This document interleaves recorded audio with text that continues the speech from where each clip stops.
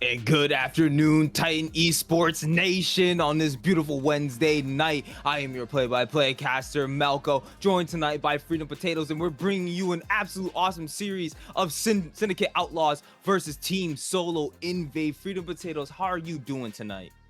I'm doing pretty good. I just ate some Dokla, believe it or not. Not just a League of Legends player, but actually a delicious snack. Highly recommend trying it if you haven't. But yeah, I'm ready to get into some action tonight. I think this is going to be a great series. We got, Team Solo Invade up against Syndicate Outlaws. Recent-ish name change for that Syndicate roster. And it's going to be a banger. I think TSI had not as strong of a regular season from what I recall, but I think they are still absolutely a very strong team. Has the potential to take this to 5 games. I definitely do see an avenue where we do have a 5-game series ahead of us, especially with, like, we do have to take into consideration that Syndicate will have an E-sub coming in that is in the support role with Squirtle. So that could definitely mess around with their synergies down the bot side. But from what I've understood, Team Solo Invade since the beginning of their playoff run has actually been a pretty strong team so far. And so with that said, they might want to be able to continue that momentum that they have, but it's not to say that maybe the name change might, now you're a part of the syndicate, you're under the Syndicate umbrella, immediately a lot of pressure is put onto you to be able to show out, because that is one of the more outstanding organizations within Titan Esports across all the different divisions. So you're definitely going to want to, once you join that organization, you're going to want to show up and be the best that you possibly can be. And I feel for this particular in this particular series, especially against Team Solo Invade, this is going to be the time to really show out for yourselves.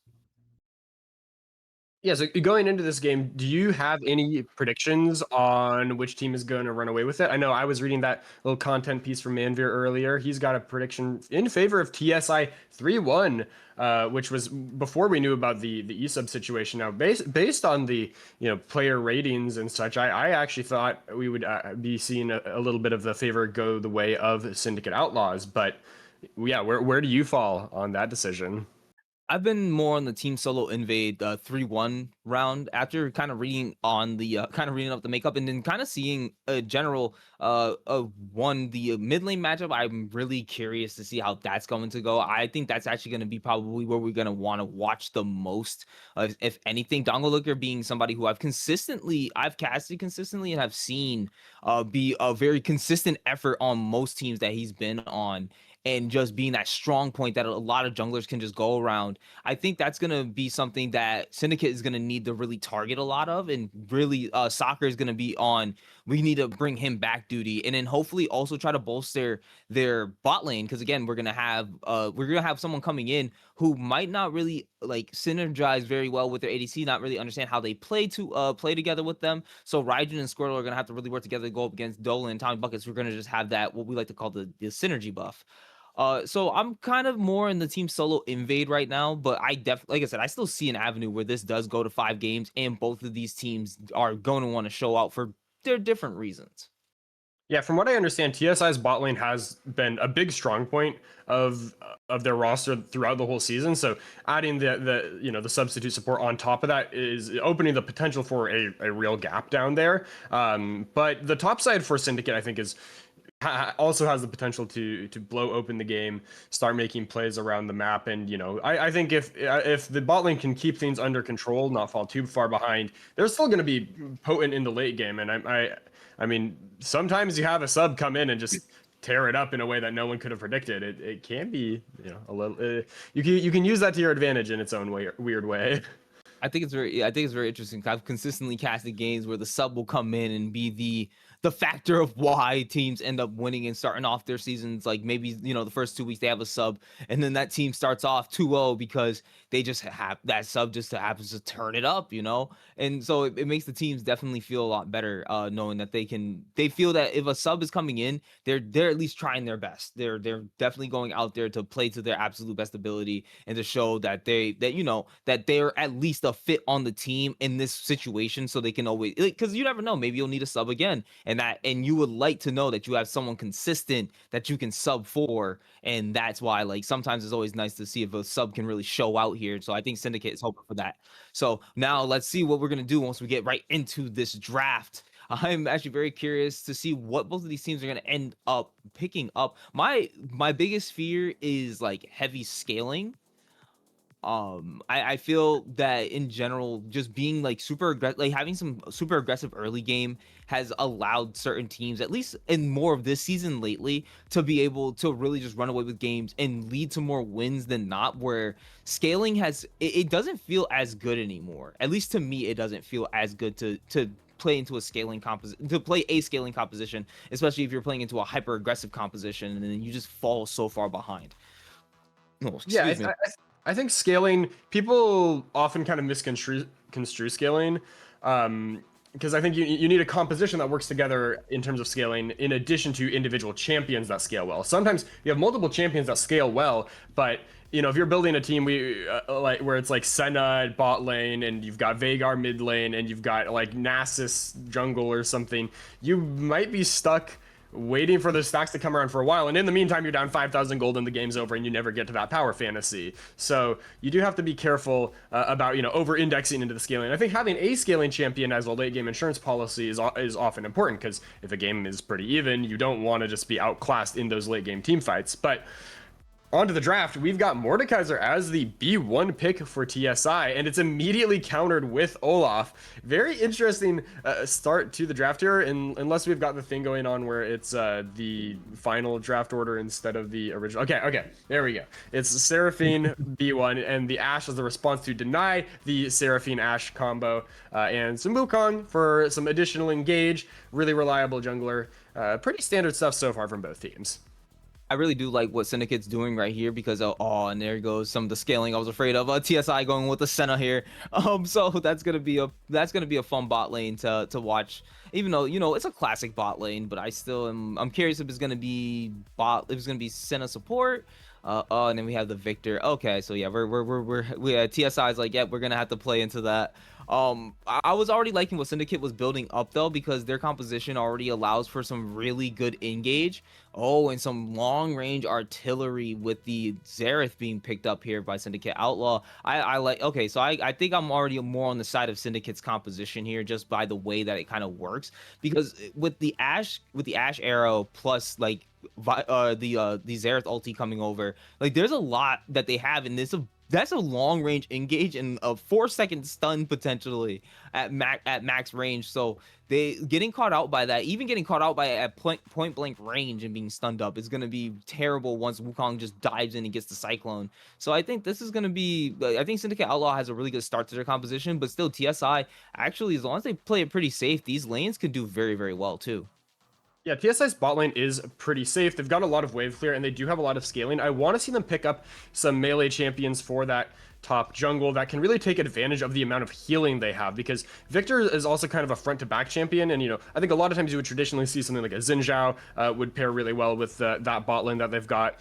Or other kind of bruiser fightery champions. So we are seeing the Skarner. That is definitely a pick that can take advantage of that and add some much needed reliable-ish CC to their team. Syndicate is heavily indexed into the crowd control, and I do favor their composition from what we've seen so far because of just the amount of ways they have to start a fight.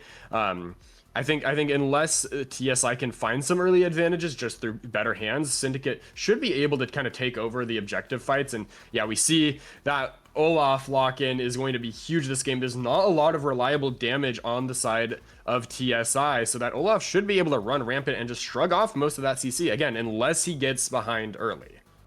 I think from the side of TSI that they're gonna want to play basically as the, hey, you guys engage into us, and we're just gonna try to soak up as much of the engage with Senna Seraphine, the shielding and healing from the Mordekaiser, just in general, Skarner being kind of like bruisery, and then Gravity Field. I think that's what it's called still. Yeah, Gravity Field. The Gravity Field just being dropped down, kind of trying to stop their engage as much as possible. I feel that's what TSI is hoping for. That all this engage that they do see from the side of Syndicate Outlaw, they utilize everything up front, and then they absorb a lot of the damage, and then they'll be able to kind of fight back a little bit. Like once the Ragnarok is used up by Olaf, now he's completely able to be CC'd up. You just have to wait. You have to just wait him out a couple of seconds, Or you have Mordekaiser, who the moment that all this engage happens, he can then immediately just pick one person and say, "Hey, welcome to Brazil. I'm taking you on vacation." And so it's gonna be pretty interesting to see how they actually play into that, because yes, they do have some consistent engage. They have a good amount, actually a damn good amount of CC from the side of Syndicate Outlaw. But if it's hard, if you can't chew through a lot of that HP that's being restored consistently, actually, that is the big problem about fighting into Senna Seraphine. Even though, yes, you can dish out a lot of damage, they can mitigate a lot of that damage at the same time.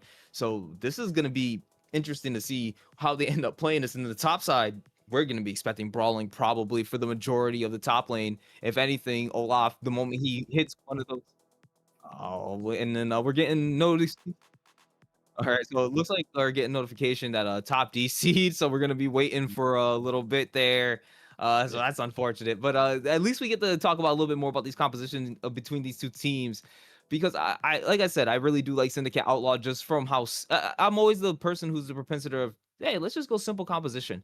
We pick different things that we know for a fact have good engage, have potential good flank angles, have the, but even like both of these champions like junglers have the potential to go over walls consistently and be able to potentially steal objectives when things maybe get dicey and it's like you need to make a Hail Mary play. But so I kind of like what both of these compositions have. They both kind of have not only like engage, like one has a disengage factor, the other one has an engage factor, but both of them also have some kind of like, honestly, some safety buttons and the ability to be like, okay, maybe we can make some slightly riskier plays in certain areas.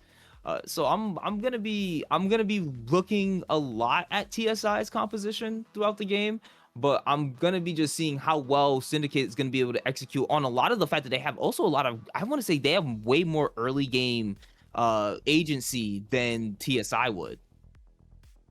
lot more early agency for Syndicate. I agree, keeping it simple is important, and I think the real champion I see as kind of the X factor in this game is the Xerath pick for Noctu B2 BZ.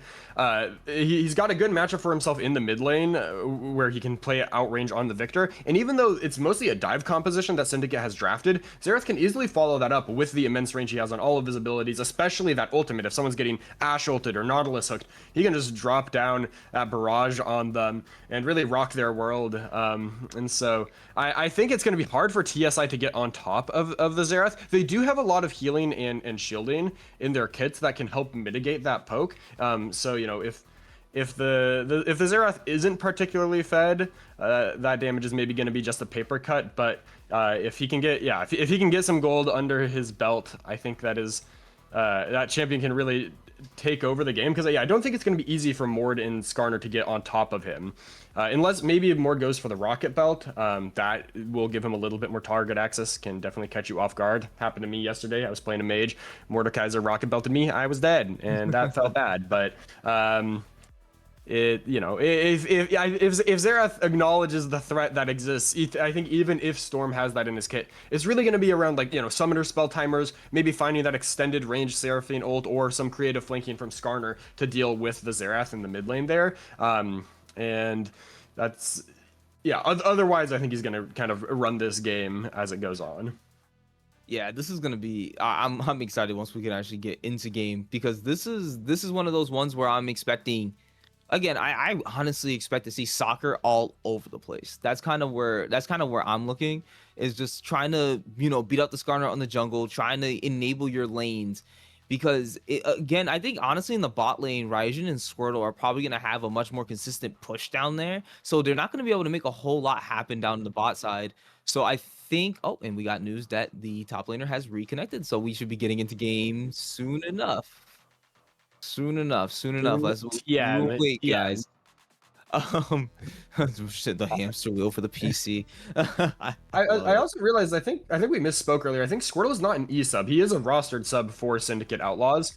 So that's why they lose bans after all. Okay. We missed that at first, but yeah, they are A-okay in the ban department. Nothing funky going on there, and so it's even possible they've played with Squirtle in some scrims or stage games before. I hadn't had the chance to look, but probably going to mitigate some of those synergy questions we had from earlier. Which then so that put a little bit more stonks into Syndicate's side there, right? So that's actually pretty nice to know. So they at least have a little bit more for them going for themselves in that bot side. So yeah, then I expect that Raijin and Squirtle will be able to play a little bit more aggressive into this Senna Seraphine lane, because generally, honestly, Ash and Nautilus is a really nice combo to it. These two champions down that bot side are so squishy, and the immense, like, even just a level 2 Ash Nautilus combination, you get locked up and CC'd, the damage coming out of there is at least forcing a flash, if not killing you. So there's no way level 2 that you have enough healing and shielding to really be able to stop that from happening for the most part. But that's why we're probably going to see heal with the Seraphine, barrier on Senna. Like, they're gonna do whatever it takes to make sure that they cannot die in this bot lane. Okay, should be getting into game shortly here, but yeah, I feel like we've talked about most of what there is for this draft. I am interested to see where the jungler's path. I think Wukong has the opportunity to kind of take advantage of the strong engage that Syndicate's bot lane has, and could path down that way. I feel like on the flip side for TSI, I would maybe expect Skarner to make some early presence top, because the pre-6 window is where TSI has the chance to punish the Olaf a little bit more if he is overplaying his hand. I think once he has the Ragnarok available, it's going to be really hard for them to pull off any sort of gank unless they can play around that cooldown, which they can do. I mean, if they get him to burn it and just re-gank, in the near future, that's obviously doable. But I think an early gank top could help Storm out a lot here. Yeah, I think right now it's gonna be. I think it's gonna be looking for TSI. It's gonna be, hey, you want your top lane to be able to become that Mordekaiser raid boss that most people get extremely scared of for the most part. But then again, for Syndicate Outlaws, it's like, hey, how well can you how well are you going to be able to dictate your early game, and are you going to have that presence that, again, I think Wukong has a little bit more presence than Skarner's going to have on the map. So I want to just see how this jungle matchup goes. I want to see, like, probably is going to be Bees going towards bot lane, trying to help them soak up and mitigate a lot of the pressure between the Ashe Nautilus just barreling down into the Senna Seraphine.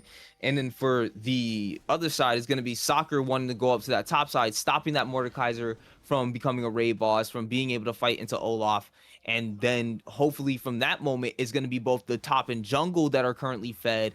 Knocking Victor at best have, oh, wait a second. Storm forced out the flash as he drops the ignite on Poro Farmer. And that is what I was expecting. As I called out in Champ Select, we were going to be getting a bit of brawling, and Dolan also, okay, has taken a bit of damage, so we missed out on that because the fighting was going on the top side, but probably already got hit by a hook and a couple of arrows from Raijin, but Raijin taking that, taking the double high note, gonna get hit with a little bit of damage himself too. So I like that we're already getting a bit of scrapping. It's only been a minute and a half into this game so far. Yeah, the bot lane for TSI can kind of win the war of attrition. If they take a heavy trade and are able to sustain back up while leaving Syndicate's bot lane low, that will favor them in the long run. But so far, Syndicate does have the HP advantage. Yeah, 2 summoners were burnt from the side of the Syndicate bot lane, the barrier and the ignite. So they are going to be down that, but oh, gank in mid. Oh, Skarner making the early gank right into not going to be able to drop down. Just needs one more auto and first blood going over to Dongo Liquor. Looks like he proved the caster wrong. Early agency by that Skarner gives them the first blood over to the side of TSI. First blood for the Victor in the mid lane, going to help him get those stacks. That hook did not look like a hit. It shouldn't have, but it just magnetized on the Tommy buckets. Squirtle gonna get a chunk of damage down too. Nautilus hurts so much in the early game, and it's just, especially against this, where you're not dishing out as much damage as you're hoping. He could just sit there and just hit you, especially once he has that level 3. That shield does so much. Oh man, that looked like it was gonna hit. It was gonna hit again. I got scared. Trauma from the first one where it didn't look like it would, but it did. I'm kind of surprised that Nock did not flash in the mid lane away from that Skarner. It is pretty easy to see him coming and dodge away from that, because he had to make it all the way across the lane to connect that CC. But maybe he wants to hold it. You know, sometimes blowing the flash early in lane means you have several minutes where you are just playing scared. And, you know, the CS deficit from that death is not very big. Yes, he had to blow the TP, but CS is still even in the mid lane, so potentially a worthwhile hold on that summoner spell is going to be able to just take another reset, pick up some health pots, and is more fighting top. Oh no, Storm. It was getting engaged on, but Poro Farmer doesn't realize Bees is there. Turns around just in time to be taken down to just about 10%, almost close to 10% HP. That was actually really good on Poro Farmer to be able to turn around on. It was Soccer and Squirtle here now, and Dongo Liquor flashes in, gonna miss the hook, doesn't get the auto to put him in place. Well done flash by Dongo Liquor there to be able to absorb that gank.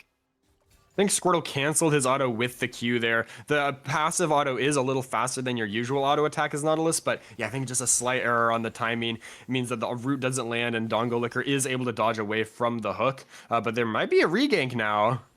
Squirtle knows that the Victor does not have flash, but I kind of think that Dongo Liquor is suspecting that that could happen, which is, you know, good awareness on a player to think that, you know, I could easily get reganked here. So he, you know, and Nautilus realizes that, backs off once he sees that Nock is under the tower as well. The other tricky thing in the early game is that the Xerath just doesn't have that much damage to follow up on the CC combo. You know, it's you drop your rotation of abilities and then that's kind of it. And without some AP from those items, Xerath doesn't hurt too much in the early game. He's kind of about the consistent poke rather than the all-in, until he gets a little bit more money. So it looks like another reset for Nock in the mid lane. Just going to pick up the boots refillable. I do like the aggressive use of the resets, especially because, yeah, it looks like he hasn't been punished too hard for it in the CS. Oh man, that's gonna end up hitting Dolan though. Gonna be able to get away by stopping a lot of Squirtle's damage there. I'm actually kind of surprised that he walked up. Oh wow, forces the flash out of Dolan there. Man, Squirtle is on point with these hooks, either forcing out flashes or just getting them to land. It's insane to watch. Oro Farmer has level 6 here. Probably won't look for a tower dive, but is trying to bully Storm off the wave. I like that both top laners are really playing around the bounces of their wave. They're not just brain off shoving them. They're trying to, play around the level up timers and respecting them from their opponents too, for the most part. And yeah, when they have the larger wave, trying to use that to their advantage or pull the enemy wave towards their side so they can set up a jungle gank, it seems like. Ooh, Tommy Buckets. Gonna get caught in. Squirtle gonna be able to hit that dredge line and is just chasing him down. Dolan does not have flash, but Tommy Bucket's trying to absorb some of the damage as they're getting a little bit more as the flurry of arrows comes from Raijin. Gonna be able to save Dolan's life this time around, but the ward has been won, and look at that. Two great minds think alike, both ward and the tri-brush, but I think this Drake is gonna be able to go over to the side of Syndicate, but Bees is here and he knows they are towards the bot side. They could possibly do something, but with no rotation from either the mid or bot lanes, and they probably can't win the fight either way. Let this first Drake go down. That's going over to Syndicate Outlaw. Not the end of the world to give up the first Drake again. We expected Syndicate to have the greater early agency here. TSI has found some early looks with the Skarner. When we talk about early agency, I definitely think Skarner is the champion we kind of overlooked in that department, where he has access to CC pre-6 and Wukong does not, simple as, but it's still the Wukong getting the first Drake there. Infernal gonna be nice for those scalings on the Xerath especially, but not gonna make a huge difference until later on if they can stack more of those up. Ooh, fighting top. Oh man, Storm having to didn't use the ultimate. I thought the animation looked a little weird on that skin. I thought, I was like, wait, why does he look like he's faded out? But yeah, the Poro Farmer though being pretty aggressive here against Storm up in this top side. And honestly, that's one thing. If there's anything I hate going up against, is that it has to be top Olaf. It is just so it's just so oppressive to play against sometimes, because it's just like Mordekaiser is another one of those champions that, like, once you hit a certain level, it's like, all right, buddy, let's see your hands. And let's see if you got the stats for this. And so you're just hoping that you do. And right now Storm's looking like he's in trouble. One axe hits. I wouldn't be surprised if he tried going for like the Ghost Flash axe, trying to get the last auto down. Oh, Knock doesn't know that he's getting ganged up on. B's going to try to get the stun. Gonna be able to hit the shot, the shocking orb. Gonna be able to drag him back though. Is he suppressed? And dropping the ultimate down from Dongo Liquor. B's gonna be able to secure that kill. Another kill over to the side of TSI, secured off of the enemy mid laner. Unfortunate timing for the Xerath there. Looking maybe a little uncomfortable. I'm curious if this is a champion that he plays a lot, because the gank timings have been pretty brutal on him. And I feel like that's just something you've got to be a little more aware of as the Xerath, how vulnerable you are, and playing around those windows to ward when your team is there. And otherwise, you can pretty comfortably sit back and farm without needing to leave the lane. So I would like to see the positioning be a little more mindful from the Syndicate mid laner. That said, we do have the Grubs picked up as well by the side of TSI. Their bot lane is having to play pretty safe, but they've kept the CS pretty even, and I do feel like the Senna Seraphine kind of outscales because of just how much utility they offer later on. Gank might be looked for, but there's a ward and try, so I think the Wukong will just... Oh, hold on. Still gonna land the arrow, able to drop onto Seraphine. Cyclone comes out, drops the ultimate over as Squirtle's bring down to extremely low HP after taking a couple of turret shots. They try to get that off, but so much, again, the shielding, the healing, even with all that CC landing, it wasn't enough to take down the Senna Seraphine down in that bot side. So maybe I underestimated the early game the early game shielding and healing that they had there, but that was a lot to be able to save them. And that's a couple ultimates down right there from the side of Syndicate Outlaw as well. As also, Squirtle wasn't level 6 there. I think if he was level 6 and had the depth charge, it probably could have landed, but we do see a 1v1 up at the top side as Poro Farmer just chasing him down. Ultimate gets used by Storm, but bringing him down to Brazil, he is not going. He said, you're going down instead, and that's going to be the kill going over to the Olaf in the 1v1 top side.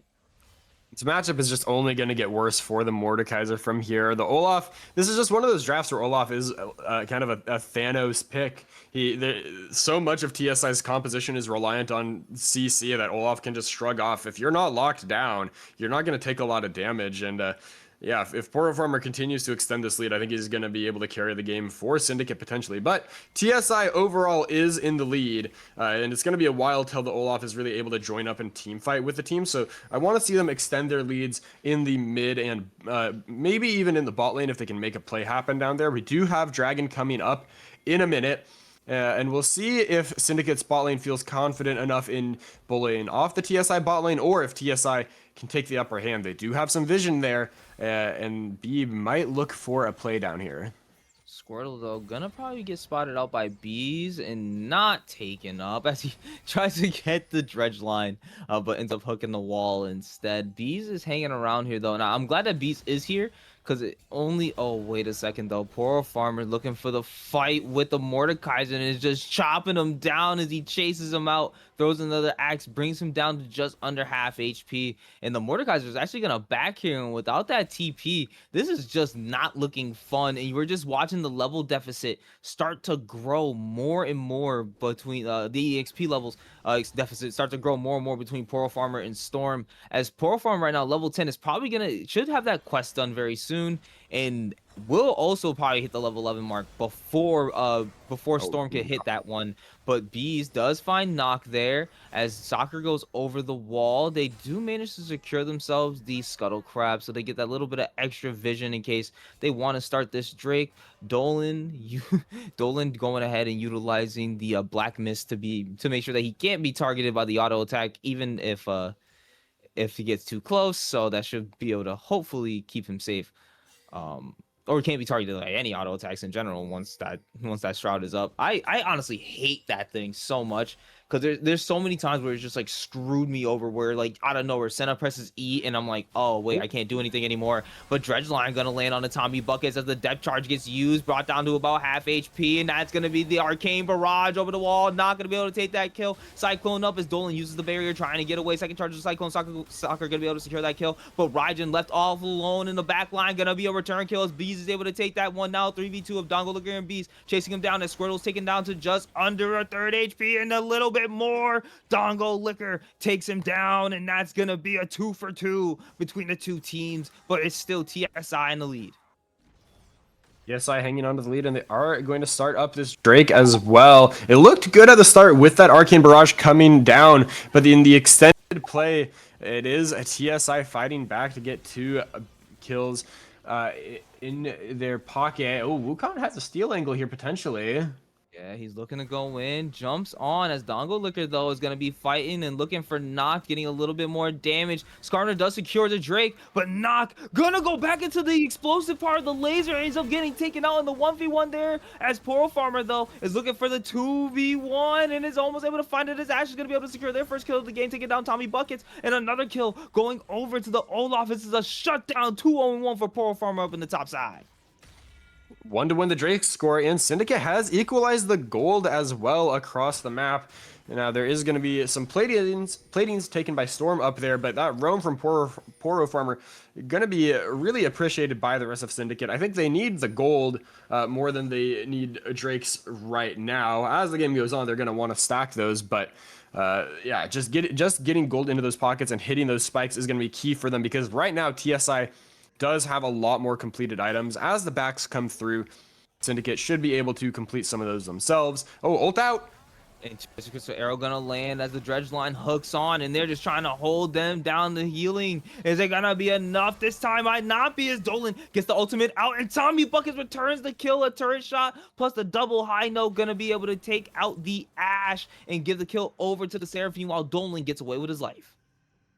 A little bit of an overcommitment under the turret from Raijin, going down in what looked like it could have been a kill, but the damage just isn't quite there yet for the Syndicate bot lane. Healing and shielding power that the Senna Seraphine lane has is just a little too strong, even without some of the summoner spells. Now Squirtle is looking mid, but Dongo Licker's level 12.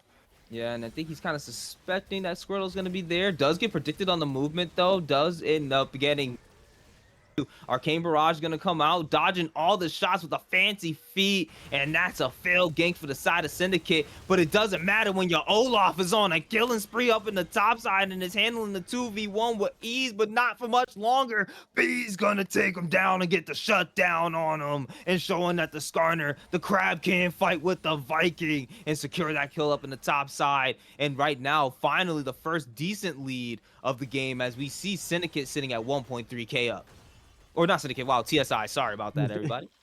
Yeah, TSI is able to shut down that Olaf in the top lane with the 2v1 play. Even though it is two champions that the Olaf should be great into, that Ignite just helps reduce his healing enough that in the extended play they are able to take him down. And this Skarner for B is huge right now, 4-1 and 2. Just trying to just do this Herald, block it up. Squirtle wanted to contest, but I think they just have to give this. There's too many members of TSI here, so that's going to get them yet another neutral objective. I like seeing that, even though like the Olaf is kind of taking over the top side right now, I do like seeing Bees utilizing themselves as they go in, gets locked up by the Nautilus, but this time it's gonna be dragged in. Just arrow gonna barely miss, so there's no other target that could be taken. 5-1 and 2 with a nice little couple stacks on the hard steel for this Skarner there, as the 1v1 Storm actually having a decent time against Poro Farmer at this current moment. Poro Farmer has not used the Ragnarok yet, so not gonna have to chase him down as the Death Realm is used up. So Storm does not have that ultimate advantage. So I think once Poro Farmer wants to really like go in, it's possibly like, oh, here we go right now, jumping in on top of Storm, gonna utilize the shielding, trying to be able to get a little bit more, and almost takes him. But Poro Farmer there gonna be able to take that 1v1, but we can't disregard the fact that Mordekaiser was actually decently close to be able to take that one. So Olaf doing well up in the top side, but with the not too bad of a farm difference up on the top side. More gold about to go in his pocket though once he gets his first tower. Yeah, so okay, yeah, this Olaf is about to be a problem. Never mind. I was trying to be positive, but this Olaf's about to be a problem. Olaf definitely going to be a problem. We're seeing a lot of armor being stacked up by TSI in response to that, but that is going to mean Xerath will be able to hit hard once he gets some items. He is pretty behind in the mid lane compared to that Victor. Oh, Bees comes in for the flank. They weren't suspecting them there. Encore gonna land on a Raijin, and he's looking like he's the death marked. Clone gonna come out from soccer to be able to jump away from the rest of the team as they lost their ADC. That's unfortunate, as Raijin has been caught out a couple times randomly from these small little like excursions, but B just all over the place. Like it's actually insane watching how it just comes from these random little flanks, and it's actually helping their team win as they land some major CC on the Poro Farmer. Gonna not be able to get the tower just yet. Arcane Barrage coming over the top as Nox is gonna be able to land on any members. The Squirrel's taking down an extremely low HP. They're looking for the kill, but not gonna be able to chase him down to be able to get enough onto him. And just gets the arrow, gonna be able to land on the Storm. They continue the chase. The Cycle is gonna come out and drop down as Poro Farmer is going onto him, be able to take that kill onto Storm, and they're chasing him down. And looking like Tavi Bucket is about to be the next kill as the double kill over to the Olaf. B and Dongalooker, the only two members here as Senna is trying to come up, and they're looking for her off on the bot side. But Poro Farmer, no Ragnarok, can now be locked up as double suppression comes down. Dolan trying to get some damage, need one more auto attack, but it won't be enough. A double kill once again for this Olaf. 8-1-1 unofficial quadra kill, and damn did that look good. And TSI is not loving this right now, but Syndicate is absolutely loving it on the map. This feels like a bit of an overplay from TSI. They had the Herald. I think they really should just be looking to drop the Herald mid and use that pressure to take the Drake. Instead, they go for the, kind of half dive play. And while they are able to bring Squirtle down to very low HP, it's this Ashe ult that lets the re-engage happen here. The Wukong ult and the Ragnarok just taking over the fight when TSI is mostly out of cooldowns. I believe Victor had already used the ultimate a little bit prior here. The health bars are already low, and so it does become close for a little bit here with the Skarner ult just allowing so much damage to come out from the carries. But with Raijin hitting, with Poro Farmer hitting, it's an easy cleanup towards the end for Syndicate, who have found themselves a gold lead and do get the Drake at the end of that play, which again I think TSI should have had the upper hand in. Yeah, and then last thing you want to be looking at is the possibility of an Olaf with an Ocean Soul. So yeah, this is not looking good right now, at least for the side of TSI, as they do kind of like feel like they did kind of have the fight. They had the potential for it, but it's just as I saw in the chats, fighting without Senna was kind of a choice, and I feel like having that initial damage there would have at least helped them not only secure the kill onto Squirtle, but at least prevent maybe one or two of the other deaths that Poro Farmer ultimately ended up causing. And this Olaf is definitely the MVP of this team right now, absolutely dominating the map. The good news for TSI is that almost all of that gold is on the Olaf. If they can take a fight when Olaf isn't there, when he doesn't have that TP, they have a very good shot at winning it. Dongo Liquor is still massive. B is also sitting on a very nice scoreline on the Skarner. But the trouble with that plan is that Storm is just in a horrible matchup for that Olaf. Oh, Ash ult again. Ooh, Dolan getting found out. Arcane Barrage drop Cyclone use, and that's going to be another kill. This time it's the TSI ADC that's being found out and taken down, as Tommy Buckets is the only one under their own tower. Poro Farmer looking for this, just looking for the kill here. And they're once they take this tower, he definitely could go in between and try to take out the Seraphine, but Tommy Buckets is keeping a safe distance. And now the gold lead ballooning up to 2K as they take another tower in the mid lane. 2K gold lead, not insurmountable, but is really nice. Syndicate, you can see, have started laying down some more vision, playing with more confidence, taking control of the map. A little bit of scrapping in the top side, but Poro Farmer has his ultimate. I don't think he'll be too scared of anything happening to him. Squirtle, though, does have to watch out. Yeah, Nautilus though looking actually pretty decently tanky right now. Zeke's Herald, I think that is. Yeah, Yep. and just overall right now, Kendall Gem, a little bit of armor, no boots yet, but we're probably gonna end up getting the. I'm suspecting it's. I don't want to say it's gonna be armor boots. I think it's gonna honestly end up being Merc Treads this time around. But for man, this is going to be very interesting to see how they actually end up playing this because right now TSI, it's like you do have the scaling factor for your side, but this Olaf Mordekaiser matchup is just not looking good at all. You can't really send anybody on your team to try to match the Olaf on the side lane. So there's just so much pressure no matter wherever he is on the map. He pressures either killing you or he's gonna force you to come and answer him. And right now he's forcing Storm to back off as he is ready, but Bees is here to help back up his top laner if need be. Poro Farmer hitting level 16 now, has that max rank Ragnarok. Really not going to be too concerned about blowing that cooldown because it is so short now. And over in the mid lane, Victor is still farming it up and at a nice level. Ooh, getting dove though. Death Charge going to be used. The Arcane Barrage coming up over the wall. And Ignite dropped. And Raijin flashing in. Gets the last auto. Going to be able to take that kill as the fight continues. Raijin being the nice target, though. Mordekaiser going to put themselves on the board as they're able to take that kill. And a much-needed kill for this top laner as they're going to need to be getting towards their items. Building up towards, looks like the Leandries next. And then we'll probably end up finishing that Thornmail. Try to maybe give them the potential chance to be able to answer this Olaf, who's just chunking these towers. Oh my god. Okay, yeah, no, this is not good at the moment for the side of TSI. If Olaf just keeps being able to do this the whole game, you might just win off of a split pushing Olaf entirely, and that's just not fun to watch. No, it's not fun for the side of TSI if that's how it goes. And yeah, there's just not really anyone who can answer him. Now that he has hit these 3 items, Poro Farmer is massive. You can see how much damage he does to the turrets when he's left alone for just a little bit there. It's kind of a lose-lose situation. If someone's matching Olaf, they're probably still at risk of getting dove, and all they're doing is slowing the bleeding, not stopping it. And if you leave him alone, you lose a lot of your base. Dragon started up by Syndicate. We see some pings on the top side. TSI might actually try to do something around the Baron pit. Looks like they are giving the Drake. Yeah, maybe they'll try to find a pick on knock in mid with the Skarner. Yeah, I don't think that was the right play. Now you're on soul point for the side of Syndicate. And again, this is a Ocean Soul, which for Olaf, he's literally rubbing his hands right now, like, yeah, give me more reason to be able to sustain outside the lanes and outside of fights. I can take anything and then just run away and then come back and then keep fighting them. He also has I believe the Ravenous boots, which is Dolan, nice being able to dodge out on that. Just got to dodge out on the rest of the Arcane Barrage. That's 2 ultimates used by the side of Syndicate, and well done this time by Dolan not to get caught out by the Enchanted Crystal Arrow, and that at least saves his life this time around. But still, the side of Syndicate absolutely commanding this game. About 3,000 gold up on top of the fact that they are on soul point. They're definitely pushing TSI to the side of to a wall.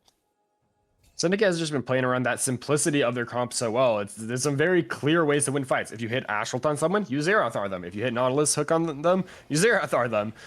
Follow up with the Ash. Wukong can engage. Olaf can just go kill. They don't have to work too hard to find winning fights now that they have, as soon as they stabilized the gold early on and started finding some winning fights, it's kind of been all uphill for them.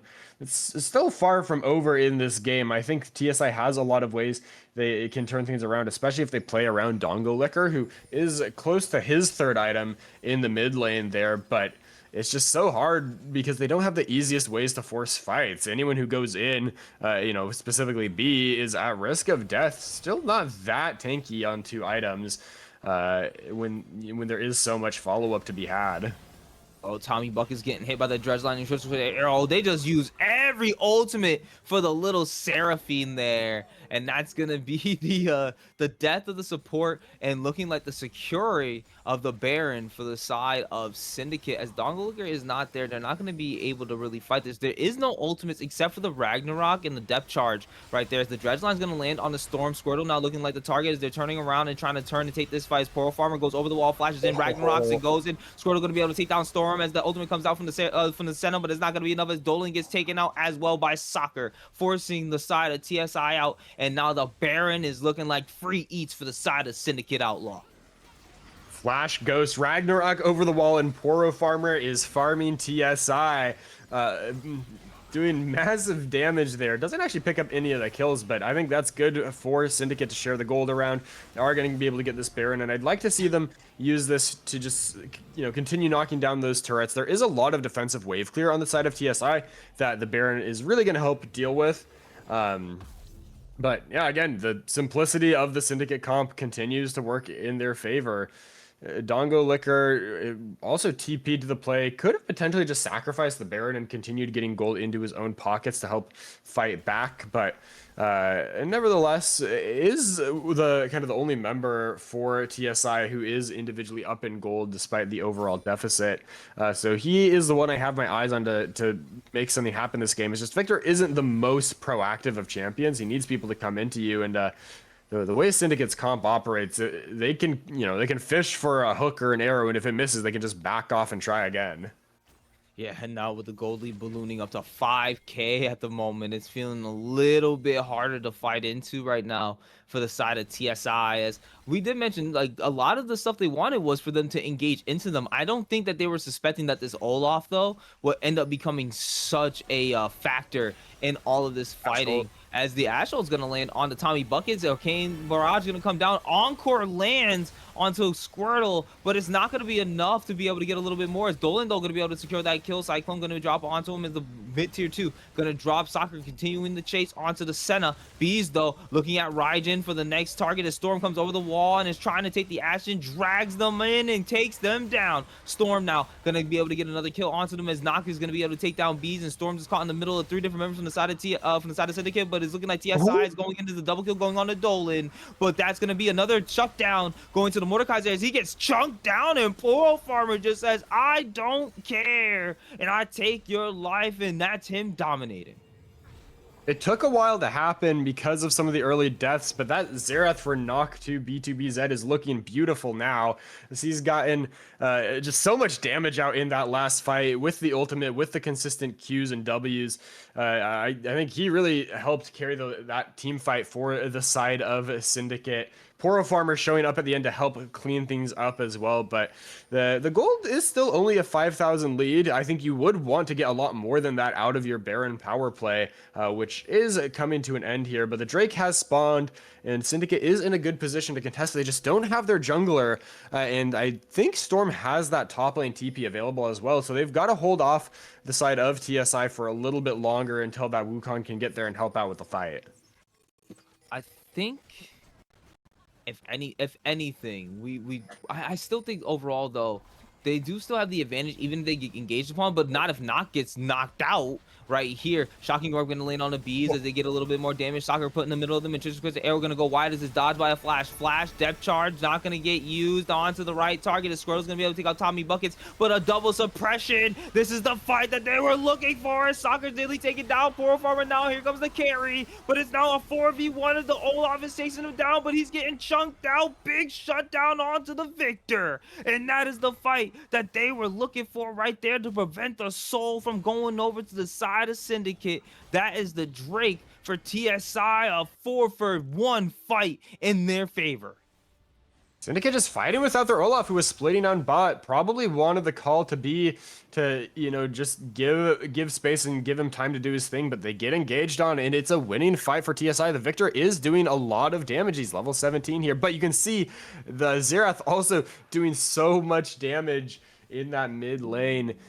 He's able to fend them off of the turret despite the 4-for-1 trade. That turret in mid lane does stay alive, so it's just the Drake claimed by TSI. Will be nice to have a little bit of that healing, but they've got a long way to go if they want that soul to be theirs. They did deny Syndicate that opportunity and close the gold gap to just 2,000 though, so TSI feeling pretty good about that play. We'll see if they can use that momentum to continue fighting back, because they've shown that they can win the team fights now if they find the right angle.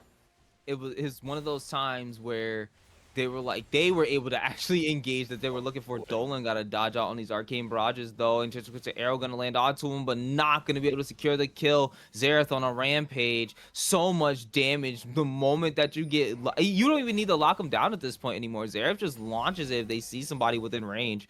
So it's a lot of damage coming out from that artillery fire. From literally from distance. Dolan wasn't able to dodge out, and everything gets taken out, unfortunately. Yeah, even without hitting some of those barrages, the Astral does eventually. Oh, Squirtle almost knocks the Xerath into danger, but he still feels confident just firing some damage back. Yeah, once you get past level 16 on Xerath, you have so many charges, you can afford to miss a couple. You don't just have one chance. You have, you know, yeah, you've got, what is it? Is it 7? I think it's at 7. rank. Yeah, you've got. So, you know, you can try to learn the enemy's movement patterns, scare them into your team to set up some CC from your other members, and yeah, if any of those do land, it's like, you know, a really sizable chunk of a squishy member's HP bar. Squirtle aggressive here in the jungle. Poro Farmer going to be able to secure the tier top 2 as they're going to chase down Poro Farmer. They're looking for him as the target. Ragnarok going to be choose down as he's chasing down Bees, taking down a lot of damage. Maul shield going to come out, but he's nearly taking down another shutdown from Dongle Liquor. And now it's TSI as they continue to fight. Squirtle going to be taken down. Dolan going to be able to take that kill. And they're looking at the clone, but now Bees trying to chase him down. 3 members left on the side of Syndicate. But this time it's looking like they are the ones that are losing off on the back end of these fights. And they, even though, yes, they still command a gold lead of just over about 1.5K, it's still crazy to watch as they're starting to lose these later game fights. So a lot of it comes down to just, I think, the damage that Victor is able to get out, and that Senna Seraphine lane really coming online. Ooh. Bees going over the wall. Clone going to be used there by Soccer as he's trying to get away from the Skarner. Tommy Buckets, though, nearly taken down and going to be taken out as Knock gets the last bit of damage and is going on, is now dominating, but getting caught up. Now double suppression. This Victor does so much damage, but the shutdown is going to go over to the Skarner as Storm is walking up looking for the rest of the fight. Bees chasing him down. We forgot that this Skarner has actually been an insane factor from the beginning of the game for TSI, and Victor now being online. Flurry of arrows coming down, chasing down Storm. Depth charge going to be used to be able to take him out, and Poro Farmer looking for him. Storm, though, going to be able to chase him down, and no longer with the rest of the team. Poro Farmer able to go absolutely sick as he chases down the Skarner, trying to go in, trying to get something back as Dongle Liquor now appears, and there's going to be a lot of damage dropped onto Soccer, but Bees is nearly taken out. Poro Farmer no longer in the Ragnarok, is now susceptible to so much CC and is taking a lot of damage as well. Yes, they weren't able to save their Mordekaiser, but they were able to save Bees' life, give no more kills over, and mitigate the Ragnarok from this Olaf. Oh wait, he was trying to back, but he's now not going to be able to. Squirtle's the only person they're going to be able to try to save him. Dongle Liquor going to be able to take his life. Poro Farmer now drops for the 3rd time since getting his 9th kill, and that's another one going over to the side of TSI, and they bring that to within 1,000 now. Bit of a greedy back location from Poro Farmer, and you can see the Olaf is starting to struggle a little bit in these fights. He has good damage, but he needs the follow up from his team. He can't just 1v9, and the Baron is started up because that major threat is off the table. The Xerath is a huge poke threat though. Dongo, look, you're gonna have to dodge out on a lot. Not gonna get slowed down by the flurry, by the Ash W, the volley. But Chizuku's arrow gonna go wide. They no longer have that tool. They might be able to turn this fight. Baron down to just over 8k HP. Storm trying to go in, trying to take someone out with them, but not gonna be able to. Encore not gonna land on anybody, but it's still gonna be able to. Mordekaiser's gonna be getting taken out, but Squirtle nearly taken down as well. That's 1-for-1 right now as Dongo goes unstoppable. Raijin having to flash over the wall into the Raptor pit, but it's gonna be locked up. CC down, and Tommy Buck is gonna be able to take that kill. The clone goes in, trying to take him down, but the healing coming out. Bees gonna be able to take out Soccer, kicking him out and saying goal as you go back to the gray screen. That is 3 members dropped on the side of Syndicate, as only 1 is given up to the gods on the side of TSI, and they're looking at the next Drake.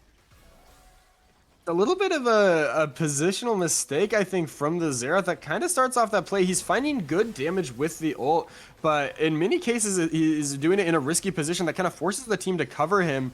And you know, also that's just a fight without Olaf there. That ends up turning things around. The Xerath does so much damage, but he needs to be able to hit the right targets. And when there's a Skarner coming at him that's getting pumped full of healing and shielding from that Senna Seraphine, he doesn't really do much to that Skarner. It's the squishies that he needs to be able to hit, and if he's not doing that, these fights are looking really rough for Syndicate because those health bars are just so hard to chew through. They need focused fire or buying space for the Xerath. I think either way of playing those fights can make it workable for them, but TSI is now in the lead and has the soul point equalized. And I'm actually curious because I'm not sure if this is still built. Obviously, it probably is, and I'm just being stupid. But like now that we see the Seeker's Arm Guard that's going to be going into Zonia's for the Mordekaiser, then I'm sure that Spirit Visage will probably be the last item that he builds to kind of give himself a little bit of MR. So then that's actually going to make Mordekaiser a little bit more of a threat in these fights as well, as he's going golden already in the bot side. Arcane Barrage going to come down over the wall and knock, going to be able to take that kill onto Storm. And it's sad to see that Mordekaiser is falling so far behind, but it seems as if though, even with that, TSI is still very stable. They probably suspected that they knew they had this losing matchup. They knew that this was not going to happen. So they just kind of let the Mordekaiser be that weak side. And even then, Mordekaiser has shown some use in some of these fights. Poro Farmer going to walk up to get a little chunk on the turret as Bees trying to go over. But the Shocking Orb going to be able to stop Bees from going over that wall and finding the flank angle or the gank angle that he needed to go over and get them there. Poro Farmer taking a little bit of damage there from Dongo Looker as the Enchanted Arrow going to miss once again. But with such a short cooldown, you're not really worried. You just want to basically launch that at any point that you can. B's gonna be able to trying to find Poro Farmer off on the side of the wall as he hits level 20. That's just so scary to look. It's just like, yo, a level 20. He's not going to get much stronger from there. That is the XP advantage for those top laners capped out now. But he's just sitting on that Negatron cloak as he closes in on full build here. And the thing for the Mordekaiser is he's itemized so much into armor, and he still loses the matchup so hard. I'd almost want to see him just build a little more damage so that when he does get those opportunistic ults onto the Ashe or the Xerath or even the Nautilus, he can be that much more of a threat into them rather than just trying to play tank on a champion that's not really designed to do that. I mean, you do need to be able to kind of slow down the siege from Olaf, stop the split push. So I do understand it in that respect, but I feel like offense as defense is a very real thing in a lot of cases, and I wonder if he would get value out of that. Dongo Licker has so much move speed with those empowered boots and the Cosmic Drive. We can see how much he was dancing around those skill shots that Syndicate was trying to throw at him. Still only 1 death on that Victor, having a great performance in this game. I think a large part of the reason why TSI has been able to stay alive for so long, despite how disastrous the mid game looked, because now that we're reaching the 40-minute mark in just a bit here, Senna's going to start to be a real damage threat rather than just kind of a utility pick. And the Seraphine is also going to be so useful in these team fights because that's basically all the action that there is going to be for the most part is team fights. I mean, we saw an isolated pick by the Olaf, but both teams or TSI specifically should be looking to minimize that. Oh no, Dolan getting hit this time, and that arrow's gonna be able to land. Arcane Barrage, they just keep finding the same strategy over and over and over again. It's like, You catch him farming, just try to launch the arrow, see if you can get him, and if you can kill him, you can kill him. And yeah, so that's just gonna be the Baron probably going down over the Syndicate as they have no ADC. So that's a lot of the shielding and healing that they want on such a long death timer, and still they're just gonna have to watch this Baron fall. No sums used, no ult used by Dolan. He just goes down the astral lands and it's straight into the fire for him. Baron is secured by Syndicate. I'd like to see them fix their waves, apply pressure through the lanes before they go to this Drake, because there's still 50 seconds on that. And if they can apply pressure around those, the rest of the map, there is a chance that they could just end with the Baron and be okay giving over the soul. Obviously, you want the soul. I think that's the more guaranteed way to bring this game to a close. But put yourself in as good of a condition as possible to secure that objective, rather than just taking a straight up fight in the Dragon Pit when you have access to these empowered waves.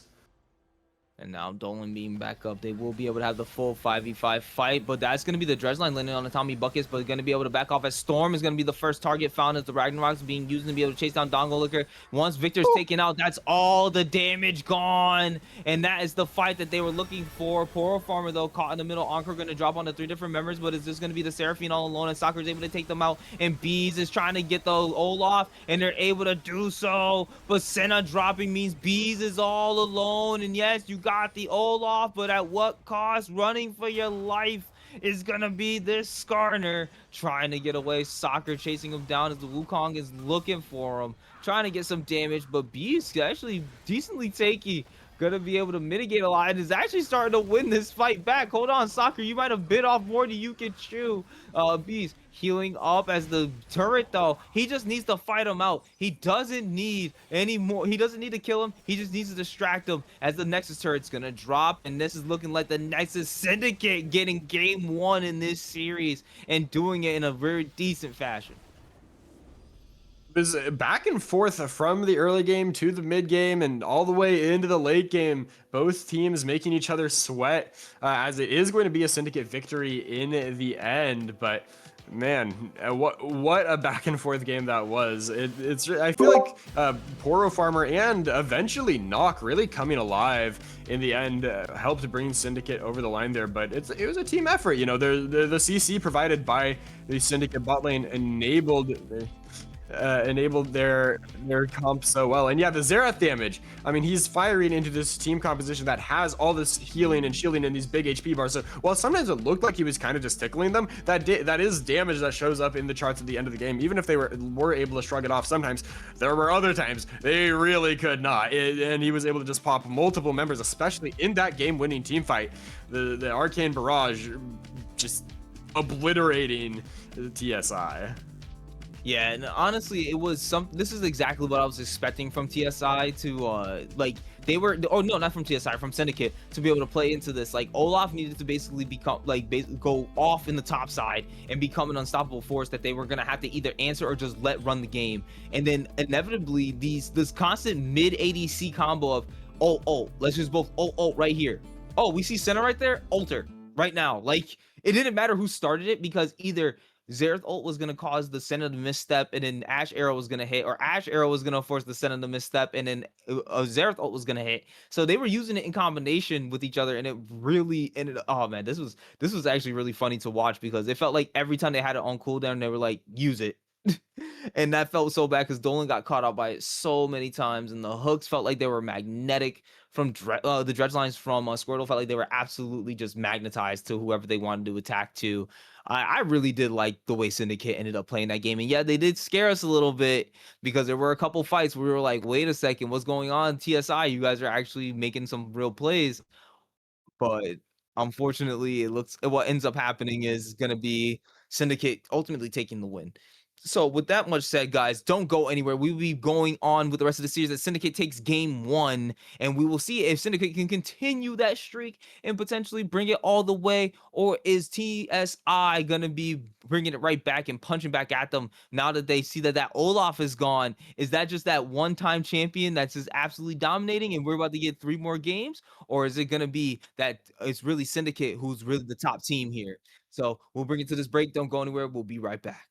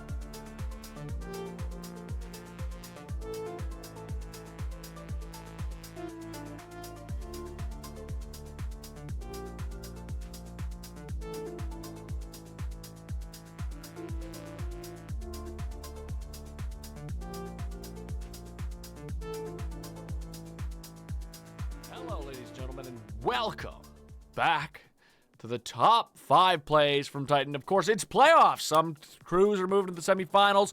Some crews are moving into the quarterfinals. Some, I believe, Gladiator even is moving into their finals this week. But last week, obviously, with it being the first week or second week of playoffs for many of these teams, a lot of plays happening.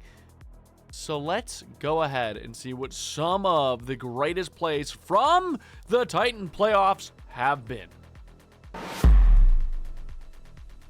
Coming in at number 5. Ladies and gentlemen, it's a hell of a meta we got going on, right? Like, we can all agree that the League of Legends meta right now is nuts. We got mages in the bot lane. Mordekaiser is insane, and Camille support still reigns supreme over 90% of the supports in this game. And this play truly does prove that. Camille, I was casting this game. You get a nice dragon take. You think you lose 2 for dragon. It's fine at the end of the day. You get the stats. But the other team just couldn't get out in time because Camille does Camille things. Hook shot, Hex Tech ultimatums, and all around a wonderful little quadra kill. Let's take a look. Further on this chase, yet he's still going to take a look. Lots of damage comes out from the Aurora, forces him off. It is 2 kills for dragon here. Wait a minute. There's the re-engage. The re-engage goes forward. 2-fold Hex. Never mind. It's a 2-for-1 as they overplay their hands again. There's the hook shot across the map. And now, I mean, let's face it, Corky, you are but a cannon minion here for the likes of 50 caliber triple kill. Let's make it a quadra. Why don't we? We're not going to give the Penta with Syndra on the top lane. Coming in at number 4, have you guys seen either the Magnificent 7 with like Chris Pratt and Denzel Washington and Ethan Hawke, or the 7 Samurai, like the original movie that movie's based on? I like thinking of that movie because I love a good final stand. I love watching a bunch of people band together knowing they're probably going to lose and making their claim known. But you know what's even more interesting? When they don't lose, when they win. And here, that is exactly what happens. It's Theory of Everything Absolute Zero taking on the Syndicate Monarchs. And the final stand is successful. And I believe they go on to win this match later on in the game. So go ahead and take a look at the Magnificent 3. Ulti.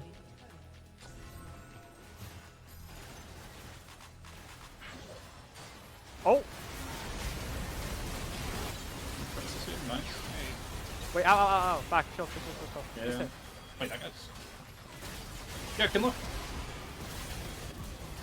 Killed it. Fine, so bad. Yeah, I'm with you.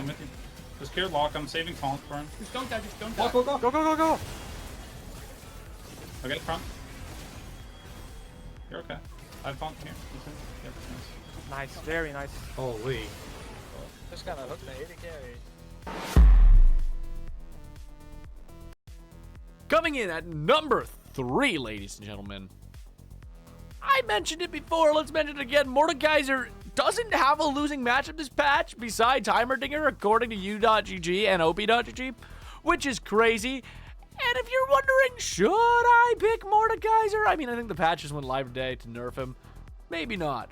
But this is why buffing Mordekaiser is so problematic. Take a look at this. It's nuts. It's nuts. The 4v1 is wild, man. Wild. Take a look. Gonna be able to proc the decimation here. That's gonna be the 3 abilities, and good night to Fiora. However, the 1v3 rages on its orange juice, gonna be able to get out of there. But Hatred left by himself, gonna go golden. He finds the double. Is gonna make it. The triple, can he make it? The quadra kill here. The pull, everything coming up Hatred.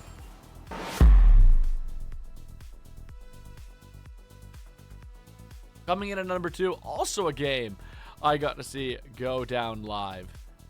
Resilient on the Lucian. It is an attempt to try and 3v2, but Resilient and D-Shot make their claim. Lucian and Milio proving to be a bot lane combo that's been coming back in a lot of our Titan leagues lately and coming back to a lot of success. And this is just an insane triple kill that flips the game right on its head. And at the end of the day, It's one of the key factors in them winning this match. So go ahead and take a look. From this. Nope. Jack is unspotted, and the aggression from Resilient here shows that they don't know the LeBlanc is waiting, calling it to put a lot of damage on the Gray. Jack gonna get locked down by the kickball, burst by Resi. It's matched there. Millie gonna pop the ultimate knockup. Resilient able to pick up one, looking for two, goes for it. Happy going forward for three. It's a triple kill for Resilient. As always, we got a lot of plays this week. Make sure you're sending them in. The less games we have, because the further we get in the playoffs, the harder these videos get to make. So please, please, please, if there is a clip that's even half decent from your match, please send them in. Let's try to get this going all the way to finals. That said, I did quite a few clips this week. We got 4 honorable mentions for you. Take a look. I have time racks. Super loop. Did they actually see you? He looked. I think so. Yeah, I'm trying. I go sun on. They heal. Yeah. Here. Got both. Oh my Oh god. my god. You're too good. Yes, You're too good. I was gonna. Nutty.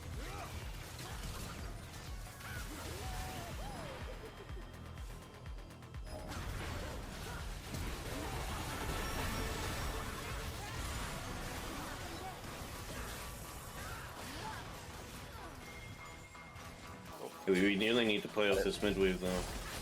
We need to play this mid wave into vision. Look. Yeah, we're fighting. No, we're not. We are not fighting. I'm trying to get out. I'm trying to get out. Big R, big. Go. Holy, that's really big R. Connected on back on mean Syndra. I'm keeping Silver back. Me and on is on the Silver. Wait, she just used her. They have no Nami or Vi Flash. Got it. Play the DP here. He's gotta play Vi. Okay. Oh, he just Nice. so fucking hard.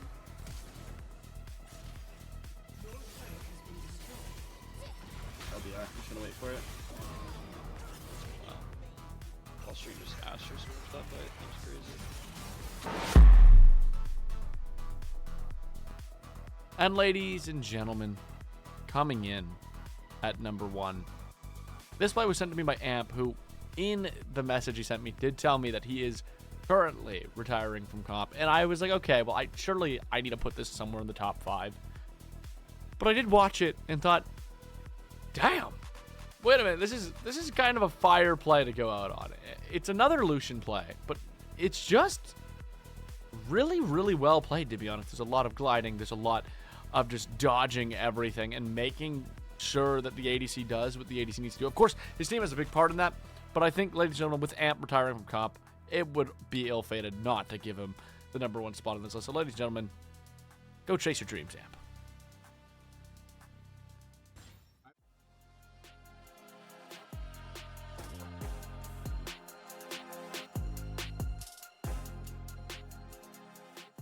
And welcome back, everybody, to Titan Esports Conqueror League, as we are getting geared up for draft for Game 2 of Syndicate Outlaw versus Team Solo Invade. If you guys are just joining us here after that Game 1, you guys missed out on a pretty slightly back and forth game where we saw that Syndicate started to really run away with their early game advantages in their lead, and then all of a sudden, though, Team Solo Invade showed some promise and thought that they were going to be able to come back with 2 back-to-back fights that were in their favor, bringing them up to Soul Point and making it so then a dragon fight was what was going to be able to secure the game.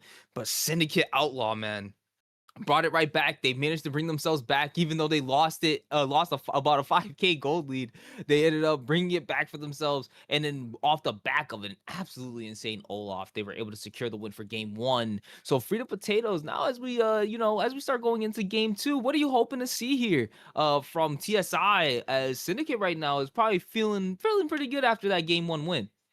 Syndicate probably feeling pretty good, but I am wondering if that was kind of just a Game 1 fluke. We saw a lot of those really potent counter picks taken off the table thanks to the Fearless draft system. Olaf absolutely obliterated TSI's composition on a draft level. But I feel like in terms of individual play, we saw Poro Farmer still make a lot of mistakes. Similarly, Noctu B2BZ, I think, was putting out massive damage numbers. But, there's only so many champions that can play the long range game like that in League. And I did feel like on an individual level, Dongo Liquor and BSW had a stronger showing than the mid jungle for Syndicate in kind of like the raw gameplay taken outside of the context of the draft. So I feel like Syndicate is still in a very good position here, but I am curious to see if that was mostly a draft gap or if the hands are going to stick around for game number 2. And that's what I'm kind of curious to see, if this time around TSI is going to draft them something that can give themselves a little bit more agency, or at least have a little bit more aggression. They don't have to wait for the engage to happen to them. They can actually do a little bit more for themselves. They can fight a little bit more. So I'm expecting that more from probably their bot lane. If anything, they're probably going to be a little bit more aggressive. I'm at least suspecting this time around. And it would hope, at least give themselves a little bit more advantage, because I think that they still, with the extra healing and shielding, like the Senna Seraphine was actually doing pretty good, except for when one of the two of them got caught out and then was deleted off the map.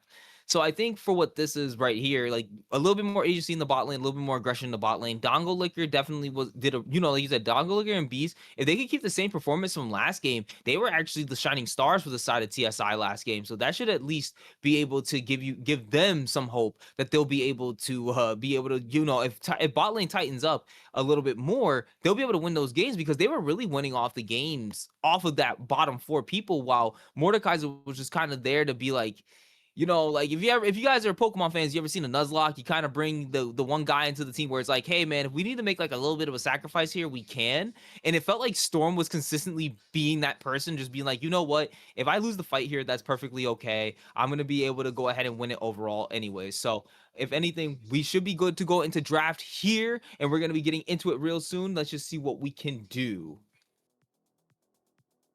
Right, so it is going to be TSI going over to the red side, it looks like, swapping this time around. Last time around, we had the Olaf as the counter pick in the top lane that Syndicate kind of used to run away with the game. Now TSI might be able to return the favor if they give Storm something spicy up there in the top lane, or maybe it'll go the way of Dongo Liquor or even Tommy Buckets in the support role. There's plenty of places the counter pick can come into play, but I feel like in Conqueror League, I usually see it go to top lane.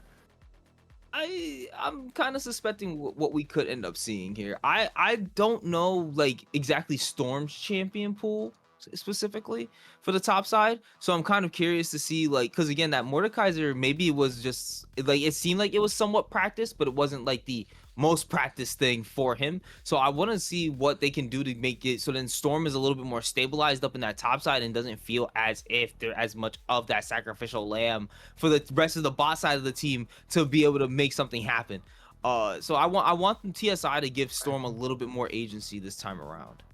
I'd expect a Xin Zhao B1 here, maybe with the Trundle Band. That's one of the typical, yep, there it is. That's one of the typical counter picks to the Xin Zhao. So Syndicate banning that away kind of signaled that as a likely pick. I am somewhat surprised to see Jarvan banned as well. That's another common B1 pick, but a ton of bans going the way of the junglers, and then the Ezreal and Karma kind of randomly in there. But it's going to be the Lucian picked up by TSI. A little bit of a short range ADC that can get a little more agency in the early game, like you were saying.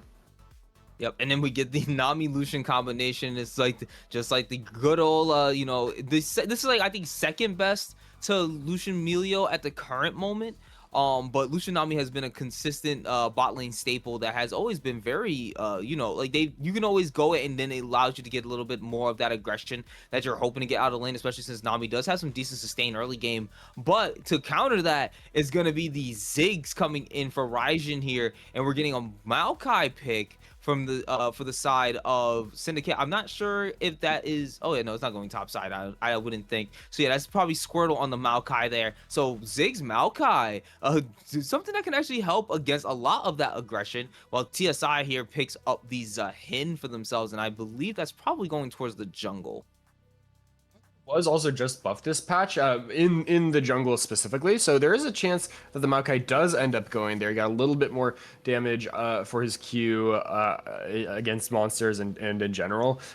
So it's a possible Maokai jungle. Oh wait, but no, we've got Xin Zhao. What am I saying? They're not picking Maokai. It's definitely support with the Ziggs. They're just looking to play lockdown and beat people up, and that change is largely irrelevant down in that role. But it is a good answer to the Lucian, who likes to dash around a lot. If you can lock him down, Ziggs can land those skill shots reliably, the Ziggs also does function as a flex pick. It makes TSI potentially want to save that final pick as the mid laner instead. Okay, so they got the Aurora, also a flex pick that lets them, see what Sin shows here and respond to it aptly. And I kind of suspect once I see Anivia, I like that someone called it out. They were like, oh, we're going to see a lock incoming because the Anivia, I believe the Anivia ban, Anivia being one of Locke's, I think, biggest counters. It's just can't with the wall displacement and stuff. Is really hard for Locke just to kind of like jump in and be able to go back out safely. As we see Renekton Syndra on the side of Syndicate. All right, I kind of like what Syndicate's actually, the way they've been drafting has been, I really like what they got going on. Just from a composition standpoint, just you can just kind of see easily what they want to do. Where TSI goes with a Cho, that's an interesting pick up in the top side. I would believe that's a Cho'Gath. So. I think it should be a pretty good matchup into Renekton. The silence can make it a lot harder for Renekton to take the trades the way he wants to. I'm curious to see where they end up with the Syndra Ziggs. Okay, that's, Syndra mid, Ziggs bot. Kind of what I expected. Not a lot of people play Ziggs mid. I think it can work mid in the right matchup, but I wouldn't really want it into Aurora because she can just kind of punish him pretty aggressively if she plays her mobility well. And I think the Ziggs pairs really well with the Maokai down bot. But overall, looking at these compositions, sounds like you're favoring Syndicates. Is that correct? I think right now I'm favoring Syndicate just because of the way that they have the AP-AD ratio mixed up. Like sometimes when you do these mages bot lane, sometimes the way you split up where your AD and AP is on the map tends to sometimes kind of dictate how well the composition works. And I think with the two champions that they picked with the Ziggs and the Syndra, and then having Xin Zhao and Renekton being those kind of like AD bruisers that can sustain a lot in fights, so then you still have pretty consistent AD damage coming out, along with the tankiness that's going to come from Squirtle on the Maokai to be able to absorb a lot of other damage. I feel that as long as Raijin and Nox stay back and they play the game well as mages do, or like they kind of play far back as mages do, they'll be able to dish out a lot of damage. And there's not as much tank on the side of TSI as I would feel like tank or bruiser as there is on the side of Sin. So they should be able to sustain the fight a lot more and be able to take it out. So we're going to be going into game here as we start game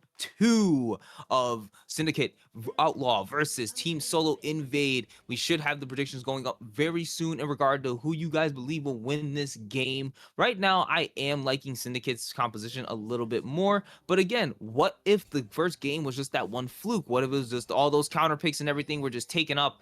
And so really TSI couldn't play the way that they wanted to play. They needed to get those game 1 jitters out. They needed to be able to play at that one disadvantage. And now maybe they could take all 3 games. But we don't know here, so curious to see how both these teams play now that they've kind of definitely changed up their compositions and their play styles completely from the previous game 1.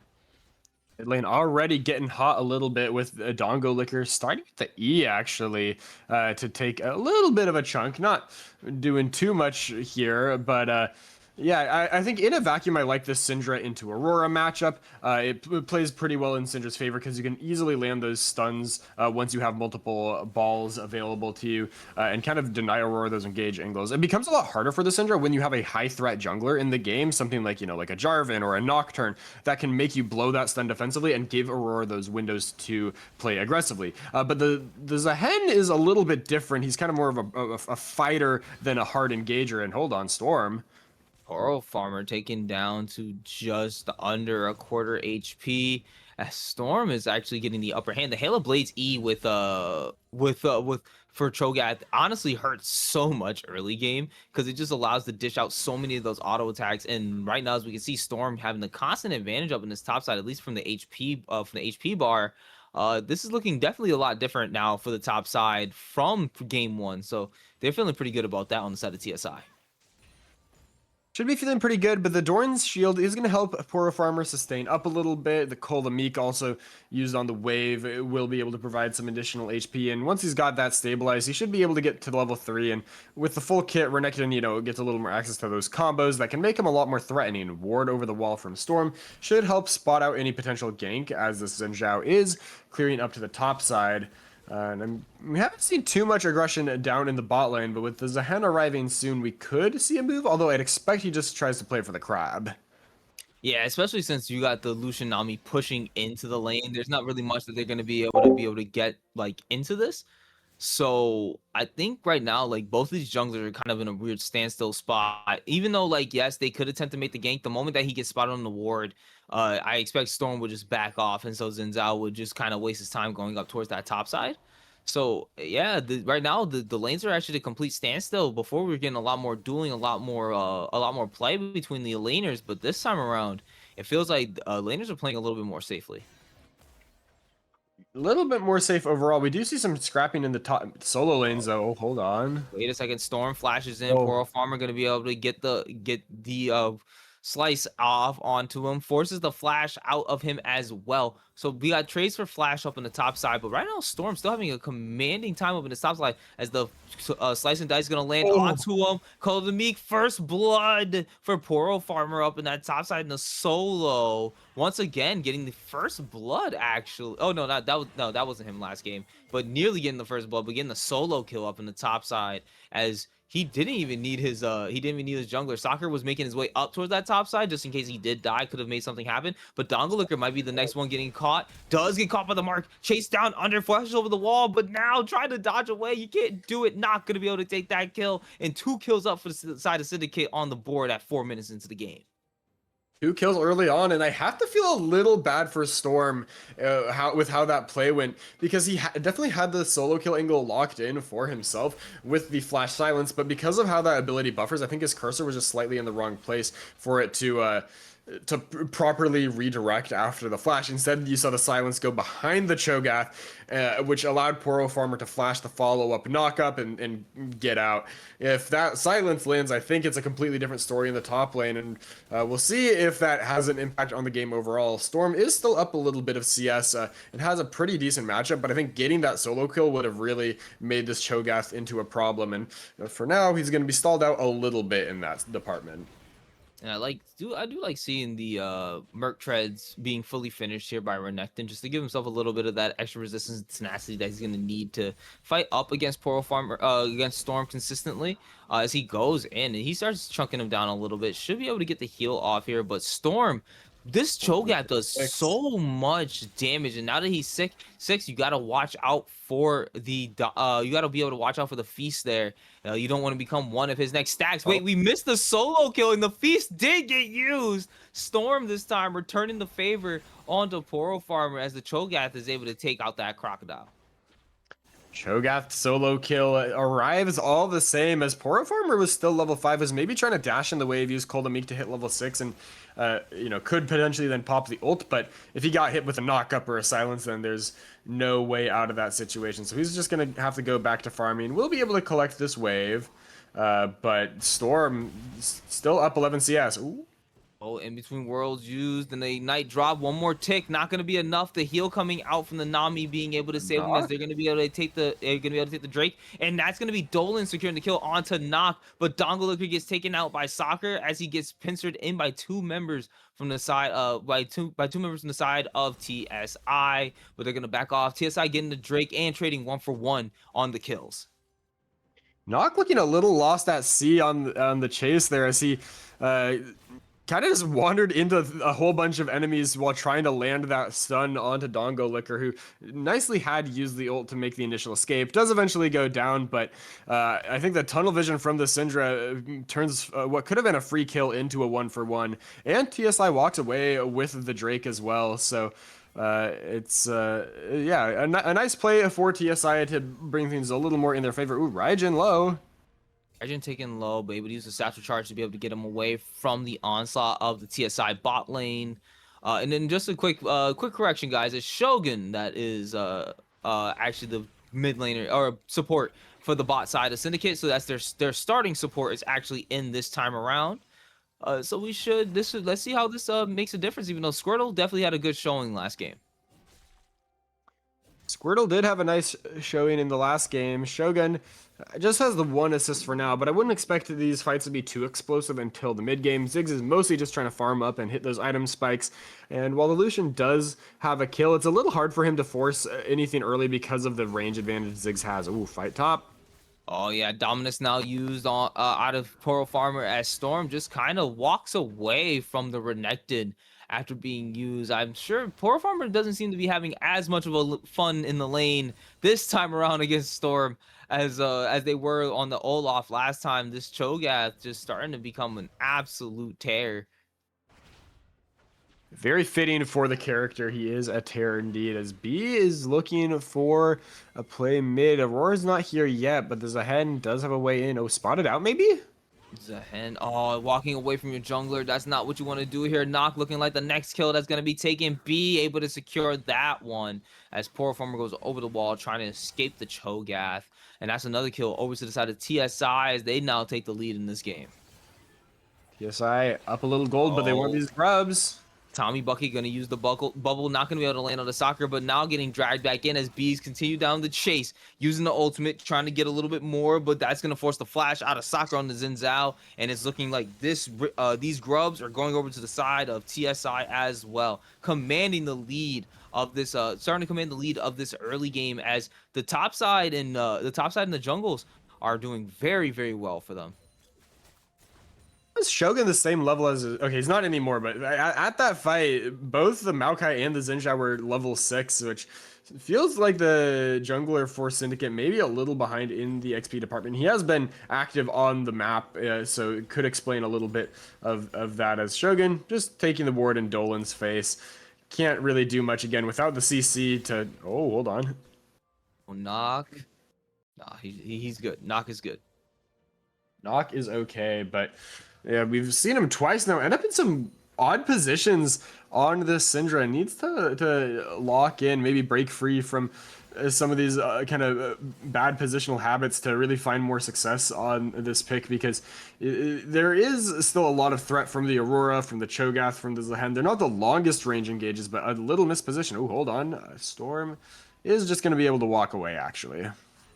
Yeah, trying to make it a little bit easier for this Renekton up on the top side to be able to at least be able to stay in the lane. Storm though not gonna allow Poro Farmer to back at all, as we're gonna see the Xin Zhao back instead.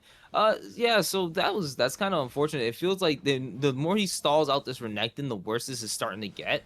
As Tommy Buckets goes to clear a ward, but Shogun is also here to be able to support their mid laner, and they could potentially look for something here, but I don't think there's going to be anything else.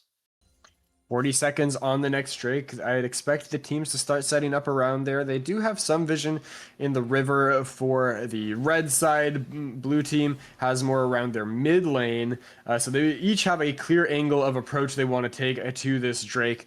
We'll see if the pathing from the junglers lines up with that, as they are trying to make a play in mid for Syndicate. Yep, and I think they're trying to surround and wait for this Aurora to potentially walk up just a little bit too much.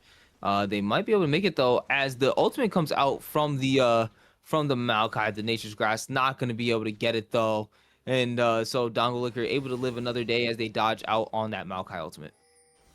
Seems like an easy dodge from Dongle Licker, not even blowing a summon. Shogun taken low. Oh, Dolan, I don't think realized that they were caught in between 3 different members as the tidal wave is going to come out. Dolan taking down a nearly low HP as they're looking for him. Soccer not going to be able to get the damage down. His Bees is going to be able to get away from him. They're able to take out Shogun using the ultimate. His Raj is looking like the next target. Even if you kill B, it's not going to be enough. Double kill over to the Zahen as is going to be Soccer looking like the next target. Triple kill for this Zahen. Is it going to be the Quadra? No, as Dongle Licker goes ahead and takes that kill. 4 for nothing on the side of TSI as they command this game at the current moment. And Storm though trying to fight Poro Farm within the dominance, and it's looking like the Cho'Gath is winning. He does have the feast stack ready. He does have feast ready to go in case it was able to be used, but it's going to be overall TSI winning all over the map. Yes, I up 3k gold now, and they are going to get themselves this second Drake. They have the grubs too, so it's, you know, despite a few kills for Syndicate, it's really all TSI in the early phase of the game here. Knock does get a decent trade, but Dongo Licker's probably looking for a back anyway with all the gold that TSI just picked up. So not going to be feeling too bad about eating a little damage there. Even could look for a trade over the wall if Nock walks up there, because this Aurora is so good at playing from out of vision.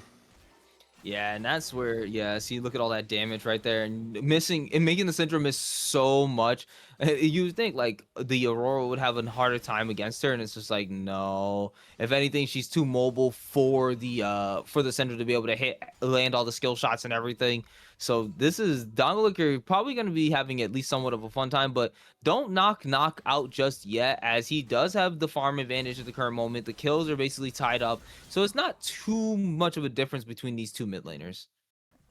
Not too much of a tangible difference yet, and we saw how much Nock was able to bring it back in the previous game. I thought the early game was a little lackluster on the Xerath, but, you know, Xerath is not an early champion, and Syndra isn't really either. She can bully some matchups, but she doesn't have all that much damage. OP is so strong, though. Oh, man, extremely strong as Dolan takes out Raijin down in the bot side, but they also get the shutdown in between worlds being used under the tower, and that's not where you want to be, but you're not taken down. If the tower shot was not enough to get him for Nock. They're going to be able to take out Soccer and live with, and Dongolicker able to get away with his life. Ooh, Nock threatened by B, but yeah, the I want to see Nock playing kind of a utility role in this team. They have multiple AP threats, so he can let Raijin do a lot of the damage if he is playing Peel. You know, if hold on, Poro Farmer. Yeah, getting knocked out by the Rupture, gonna be chasing him down, and that's gonna be Poro Farmer backing off. Dominus used every single time the moment that Storm gets into his face, he's just like, you know what, I'm gonna have to fight this out, but I need at least this little bit of extra juice to get through it. So that Renekton's not having the most fun time up at the top side. Shogun is found out by B, and that's looking like trouble, as Aurora gonna be able to take that kill. And that's just so unfortunate to get caught out like that. And going on a killing spree now is Dongolicker. Killing spree for the Aurora has those empowered Merc treads too, so it's so hard for Nock to take a favorable trade. Again, you're not going to be one-shotting the Aurora, so I kind of want to see the Syndra play a utility role in this composition. Has gone for the Swift March, which is nice for staying out of the threat range of some of these picks, but doesn't offer much stats other than that. Maybe a bait here for the Xin Zhao? Yeah, I don't think Aurora's falling for that. Anyway, In Between Worlds is already back up. So by the time they were actually would even like secure any kind of fight, like right here, we should see it come out if Soccer's able to get anything. But Aurora being off on the far end of that brush makes them pretty safe, as they do use the In Between Worlds here, trying to get the damage onto Zed. Not going to be able to do so. Cancels out the ultimate, and that's going to be another death dodge. But the Aurora probably landing any of that extra damage would have definitely gotten the kill there. Dongolicker tries to jump in on Nock, but doesn't quite land those skill shots. Yeah, I think either the E or the Q landing would be lethal in that situation, but a nice little sidestep from the Syndra to stay alive. But you can see the current state of the game feels like Nock is just really struggling to find purchase in that 1v1. So I want to see a kind of a team-oriented play from the Syndra. There's also not a ton of sustained DPS on the side of Syndicate this time. Kind of a similar issue that we saw in TSI's draft last time. You know, so if this Cho'Gath and Zehen are able to get very tanky, or, you know, kind of more of a drain tank in the case of B, but I feel like it's going to be a real struggle for Syndicate to get through those health bars. Yeah, as we're going to see right now, though, Shogun going to be the first target found, as Nature's Grasp going to come out, be able to lock up a couple members. B getting hit by the sack charge, being pushed into multiple other members on the side of Syndicate. But it's going to be Soccer going in the middle of multiple members as B chases down Nock. Soccer going to be the first one to fall, and Nock looking like he's going to be next. Is he going to be able to get away? And that's going to be the Maokai barely getting away with their life, as two members drop from the side of Syndicate, and TSI is just continuing to take this lead in their hands. A massive fight for TSIs, like some of the Herald mid Poro farmers getting chunked out so heavily by that Cho'Gath as well, and it just feels like there's nowhere on the map that Syndicate has a real angle in this game. They need to find a mistake from TSI and punish it hard, and this could be one. No ult from Ziggs means that he can't find the kill, and does have to blow the flash to survive, though. Yeah, that's and wasn't even able to get like a bouncing bomb or to be able to fight, try to at least get some type of fight back, and that would have been such a good amount of gold to be able to go over to the Ziggs in this current moment. But right now we're looking at a 008 Nami, a 5-0-3 Zahen, and a 4-2-2 Aurora. This is definitely not a fun time for the side of Syndicate. Again, they just don't really have anyone that's winning in isolation. KD wise, technically the Renekton actually has more plates, more farm, and even kills. But you can see when Cho'Gath shows up, it does not feel like they are on even footing. That Cho'Gath is an absolute beast. Eclipse is completed for Poro Farmer, which can help with the trades. But when you're silenced, oh, hold on. Oh, wait a second. Is he able to get the solo kill? Yes, he can. And the Renekton is starting to turn it around. Caster Curse, I guess, just as I'm talking about how bad that feels for Poro Farmer. He finds the outplay. Not sure if he flashed to dodge a key skill shot or how he found that angle, but it didn't even look particularly close in that top side. Just I would guess that's, yeah, evading the silencer, the knockup just gives him the window to take the all in there. And now the Drake will be taken by TSI. Did we miss the silent CS lead being built by the Renekton as he's no longer behind, but up 20 CS on the Cho'Gath? I guess we must have. I mean, again, Cho'Gath was doing well, but you need to convert those leads into something more. Those were good trades, but good trades alone do not win games. You need to turn it into gold for yourself, for your teammates, taking turrets or showing up to the objectives. And TSI has gotten every neutral objective this game, I will say. So even if Renekton has a little bit of gold, those topside neutrals still have helped TSI balloon their gold lead a little bit. They're at almost 4,000 here in the mid game, and I would expect a couple quiet minutes here as Baron is spawning in a minute, but I don't think either team wants that on spawn. 4 minutes till the next Drake, which is a soul potentially for the side of TSI, so Syndicate do have to worry about that.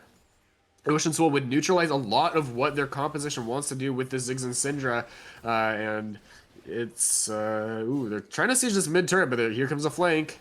Yeah, Pairs B looking for the target, not going to be able to land on anybody. Satchel Charge lands, Raijin being found and locked up. Dongo Licker going to be able to take that kill. That's the Ziggs gone. Now they're continuing down the chase.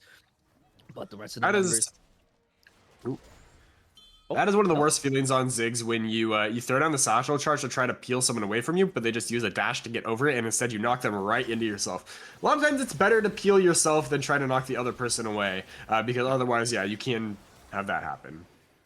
Yep, Crescent Guard going to end up being used there by Xin Zhao. So now without that ultimate, as Poro Farmer, though, feels like he has the ability to fight Dominus now being used. Nature Grabs going in, trying to lock down someone, and they do end up finding B. Poro Farmer going to look for the members as the ultimate comes out from the Zahen, and they finally get him down, shut down, going over to Sakura as Shogun trying to get away. Dongo Licker, though, looking for the kill as Shogun's trying to walk away from him, and it's not going to be enough. Dongo Licker is silently sitting at 6-2 and 3.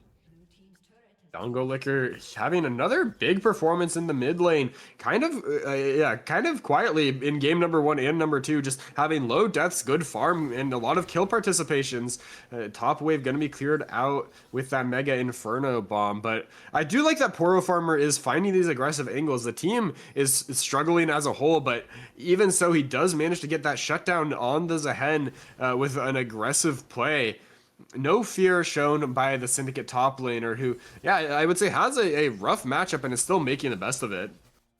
Yeah, it's actually it was kind of surprising. Now that CS lead is completely gone, Cho'Gath managing to bring it all back within, and now basically giving us another even game again for the side of those two top laners. But overall, a just under 5k gold lead for the side of TSI. Now this game is in a completely different ordinance from game 1, as TSI this time being the ones to be commanding the map in the lead, the top lane going more in their favor, and then also the bot sides, that more aggressive bot lane definitely coming in more use. Dongo Licker gonna find another kill as Ziggs gets taken out here. 0-4 for Raijin here on this Ziggs, and man, they're proving me wrong about the Syndicate composition. I thought that this was going to be good for them with the damage mix and everything, but they're just not being able to utilize it to their full advantage.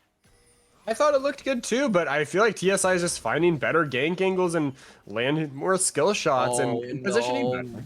Poor old farmer gonna end up losing their life as the Dominus comes out. He's trying to fight it down, slice and dice back under the done. towers. Is scattered a week gonna be able to land on the multiple members, forcing the ultimate out of the Zehen.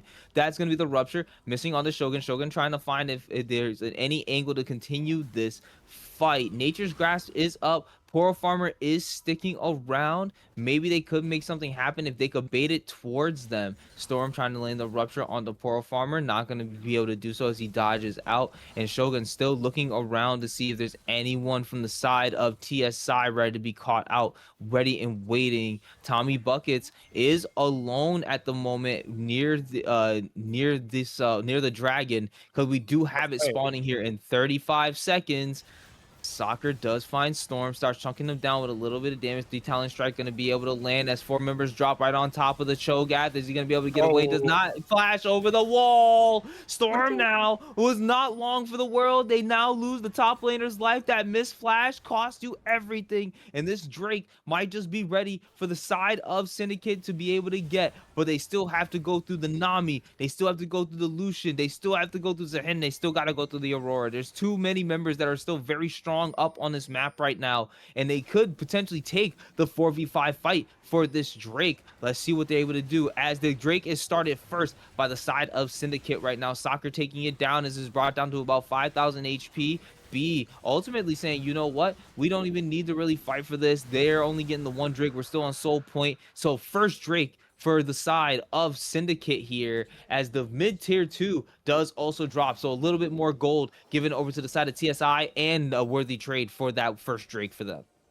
Nice discipline by TSI to not take that fight 4v5. I do honestly think they had a chance at winning it, with B and Dongle Licker being as strong as they are. But better not to chance it when you have lost a member. The only ult that was down for Syndicate was the Syndra ult. And so, walking into the wrong place, getting locked down by Maokai, and dying is a sure way to throw this game. They don't want to take that risk. It's just one Ocean Drake, and they still got some gold back in the form of that mid turret. So I think TSI, not the happiest about that play. I think Storm was feeling himself a little too much on that flank and didn't realize that at the time he only had armor built, not a single piece of magic resist. Now he has one null magic mantle, but the carries for Syndicate are AP champs. If he wants to be an immovable wall, Storm does need to get some magic resist. And luckily for the side of TSI, he's kind of their member who did not have a shutdown. So not a ton of gold earned by Syndicate on that kill. But still, they were able to stop the Drake from being claimed. And that buys them a little bit more time for their carries to farm up and hit those benchmarks that they need them to. Yeah, and I think right now that's what Syndicate is playing towards, especially since they're only just over 3k down. That's, again, they're basically one full item down, and so it's not like it's terrible necessarily for the side of Syndicate. If they were like, say, like 5-6k down right now, then we would have to be looking at it like, all right, at 24 minutes, what is the problem here? But for the most part, at this point, I think that one really big fight could potentially end it for the side of Syndicate. So they really need to be able to find their angle here. Like that one flank onto, like the one miss flank from Storm, giving them the advantage to find the Cho'Gath and kill them off. That secured them the Drake there. So if TSI wants to win this game, they got to be able to find those creative angles once again. Oh, Dongle Licker might have a creative angle right now and a great spot for a flank. And I don't know if they realize it as he catches 2 of the mid laners off. A lot of damage being dropped, and that's probably going to be them dying first. But Dongle takes the unleashed power, going to drop a lot of damage onto him, able to take out Ziggs as the Crescent Guard going to be used, trying to get them off of him. B tracing them down, but that's going to be the Ziggs losing their life, and Dongle Licker being able to back away. I don't know how Dongle Licker lives there. That was insane. Lines up the 2 squishies with the Aurora combo, just takes out Raijin, who is especially squishy on this Ziggs. Those artillery mages not really getting a lot of natural health, and he hasn't built any either. And that pick plus the additional chunk he was able to get off means it should be Baron claimed by TSI unless Syndicate can pull off a miracle, but I don't see them making it through the solo laners on their approach here. Yeah, Soccer has no... I don't think Soccer really has the interest, as the blue buff... I thought I was going to get taken by the Aurora, but no. And instead, the Baron is going to end up getting taken by the side of TSI. And so they're showing that they're definitely in a much more commanding and lead of this compared to the game 1. This game definitely feeling a lot more one-sided, I would say, for TSI. Syndicate still having some angles. I think Poro Farmer in particular is kind of the bright spot for them. Is up a level in this matchup against the Cho'Gath, but it's so hard to find the picks that they need. I think Shogun, needs to be able to find that lockdown, set up the follow-up CC from the rest of the team. But the support Maokai is just not that tanky because the team is behind overall. The main damage threats for TSI are extremely threatening. 3 items complete for this Aurora. Poro Farmer might look for a fight, and he's got Syndra behind him. Yep, and here's Syndra coming for the chase down. Scatter Week going to be able to land as a slice and dice call the Meek, chucking him down, but it's a lot of damage also being chunked down on the Poro Farmer as well to continue to heal him and continue to chase him.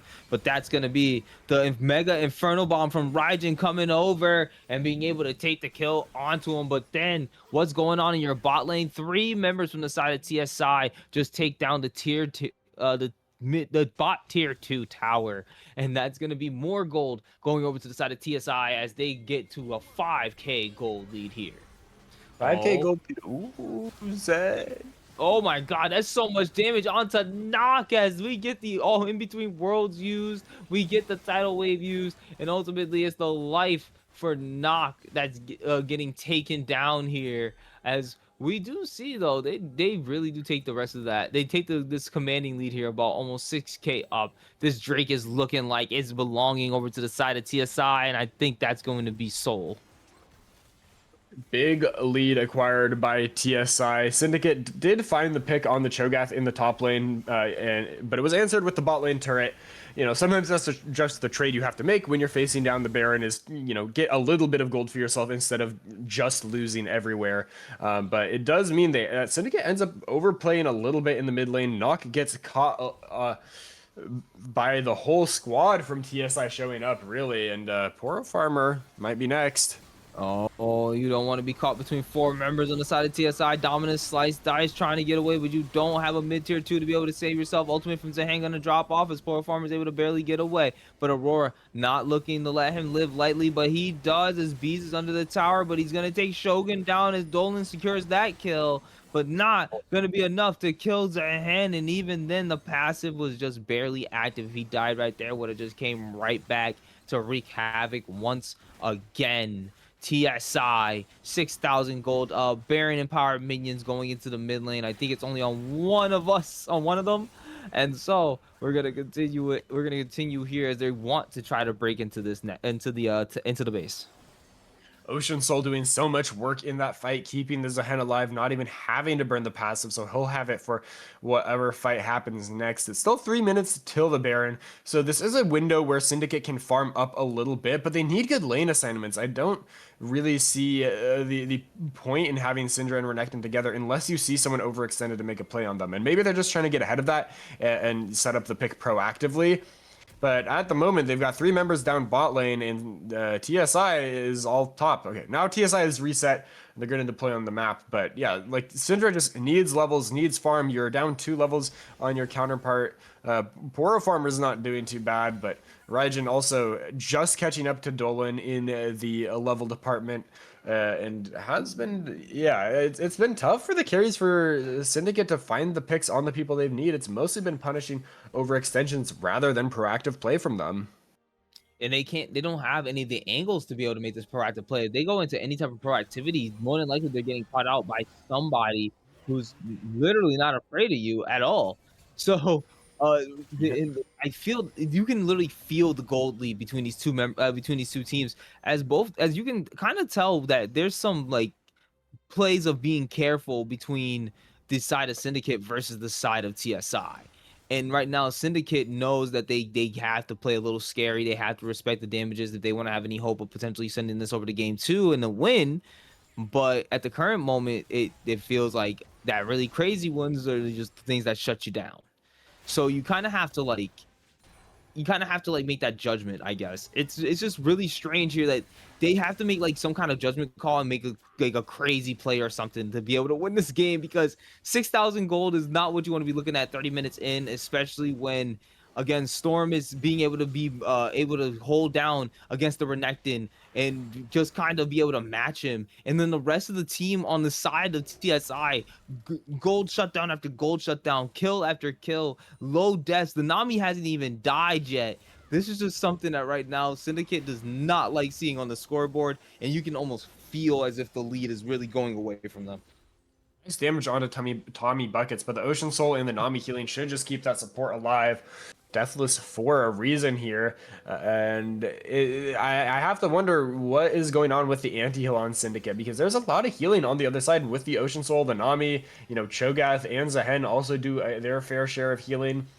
And now Ziggs has picked some up, but for a while there, Maokai was the only one who had it. And yes, he does a little bit of poke, but in general, you need to be able to actively apply the anti-heal, as you're doing damage. And Maokai's role in these fights is a little different. Yes, if he's locking someone down and the follow-up is there, then his Oblivion Orb gets value. But otherwise, the poke anti-heal doesn't do all that much if Nami just waits for the anti-heal to expire before using her W or something. So we do see the Baron started up by the side of TSI.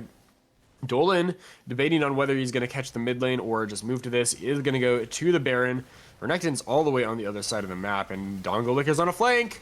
Oh, he's trying to get him. Not going to be able to get any targets as the culling comes down. It is raining onto him as the shutdown. That's going to be the first death over to the Nami as they're going to be taken down. But Dongolick going to find the Ziggs off on the backside as the ultimate coming out from Bees, trying to go in the middle of them. Storm going to take out Shogun as the Zahen gets taken down by the Crockett. Poro Farmer trying to find their next target. Dolan, though, getting a lot of damage down, but it's going to be Dongolick taking that one out as he goes. Legendary Soccer being the only member left on the top end of the fight. Taking the Guardian Angel as Nock can only look as they watch Soccer get taken down. Dolan, though, trying to get a little bit more dashes forward, can't get the autos, and is not going to be able to get it. Nock able to barely live, but at what cost? Because the rest of the members are now just walking down towards your base.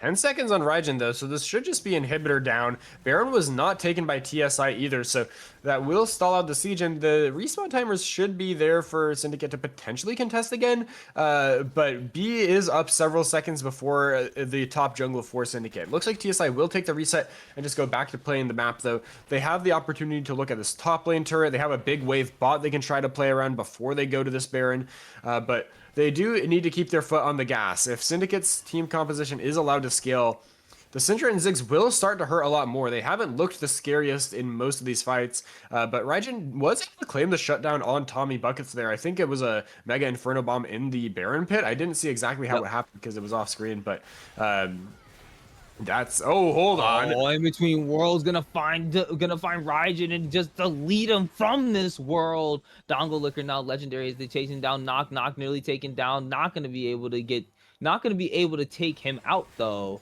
Dongolicker showing how much damage this Aurora can do and doesn't even have the Rabadons yet. But now Dongolicker looking like the next target, gets the flash out, slice and dice, able to get the stun as the bubbles, able to save and land him down. Poro Farmer now looking like the next target is Dolan going on a killing spree, able to take him out, getting the double kill as Xin Zhao is dropped as well by the follow-up culling. That's going to be 2 members dropped immediately, and that's going to be the base being pushed in as without those members up.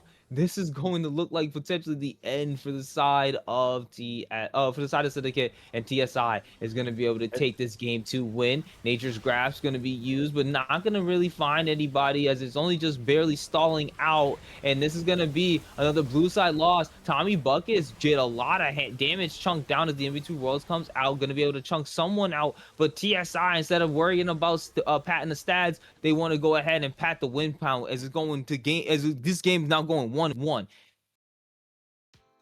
Clean game from TSI, sweeping the Soul, getting the Baron, just generally closing the game out pretty nicely. I think there are some things they could have cleaned up a little bit. They had some unnecessary deaths. For the most part, they got their leads and just ran the entire game with it. It felt like, Syndicate was struggling to return fire in most of those cases. The Aurora specifically was just a menace in the mid lane. Dongo Liquor last game I think had a great performance, but wasn't able to overcome the things that he was up against. Just the absolute monstrosity of an Olaf he was up against. This time totally takes over the game on the Aurora, finding numerous picks on the enemy carries, and without those damage dealers behind you, the top jungle for Syndicate just couldn't do very much. Yeah, this time they weren't as explosive of a factor as they were in the game one, and this time it was performances all over, not just from the side, not just from the Aurora, but you still had Zahen, you had the Lucian, you had the Nami that were out. Everyone was doing extremely well, and in Storm, not Storm, but from wow, is it Storm? Yeah, Storm this time around was the one that was actually kind of having a little bit more of the command up in the top side and being able to actually mitigate a bit of, or being a better mitigator up in that top side and kind of playing weak until he was strong. And oh man, that's so much healing from the Nami, and there was so little anti-heal too. That would make anybody crash out. That would make anyone crash out seeing that there.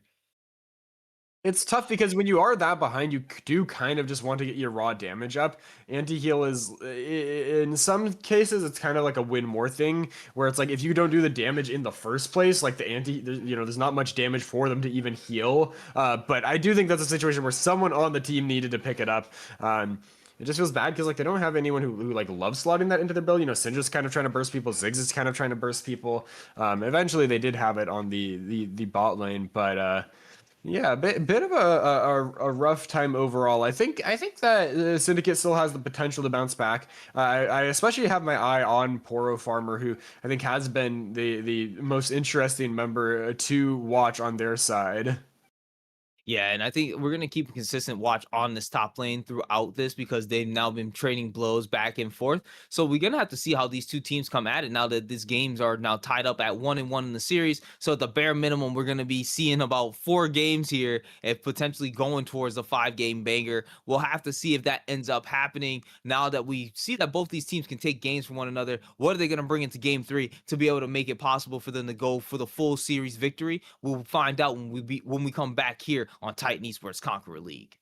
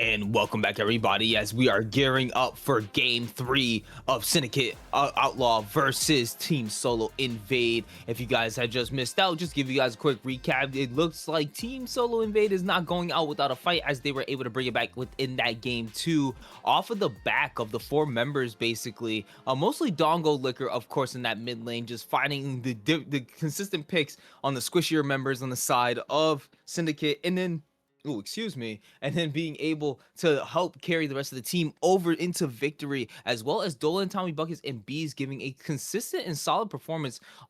So that led to them ultimately being a big team effort to be able to bring themselves that victory in Game 2 and bring us to now a 1-1 record on the board. So Free the Potatoes, before we get into this draft, like, how are you feeling at this moment now we go into Game 3?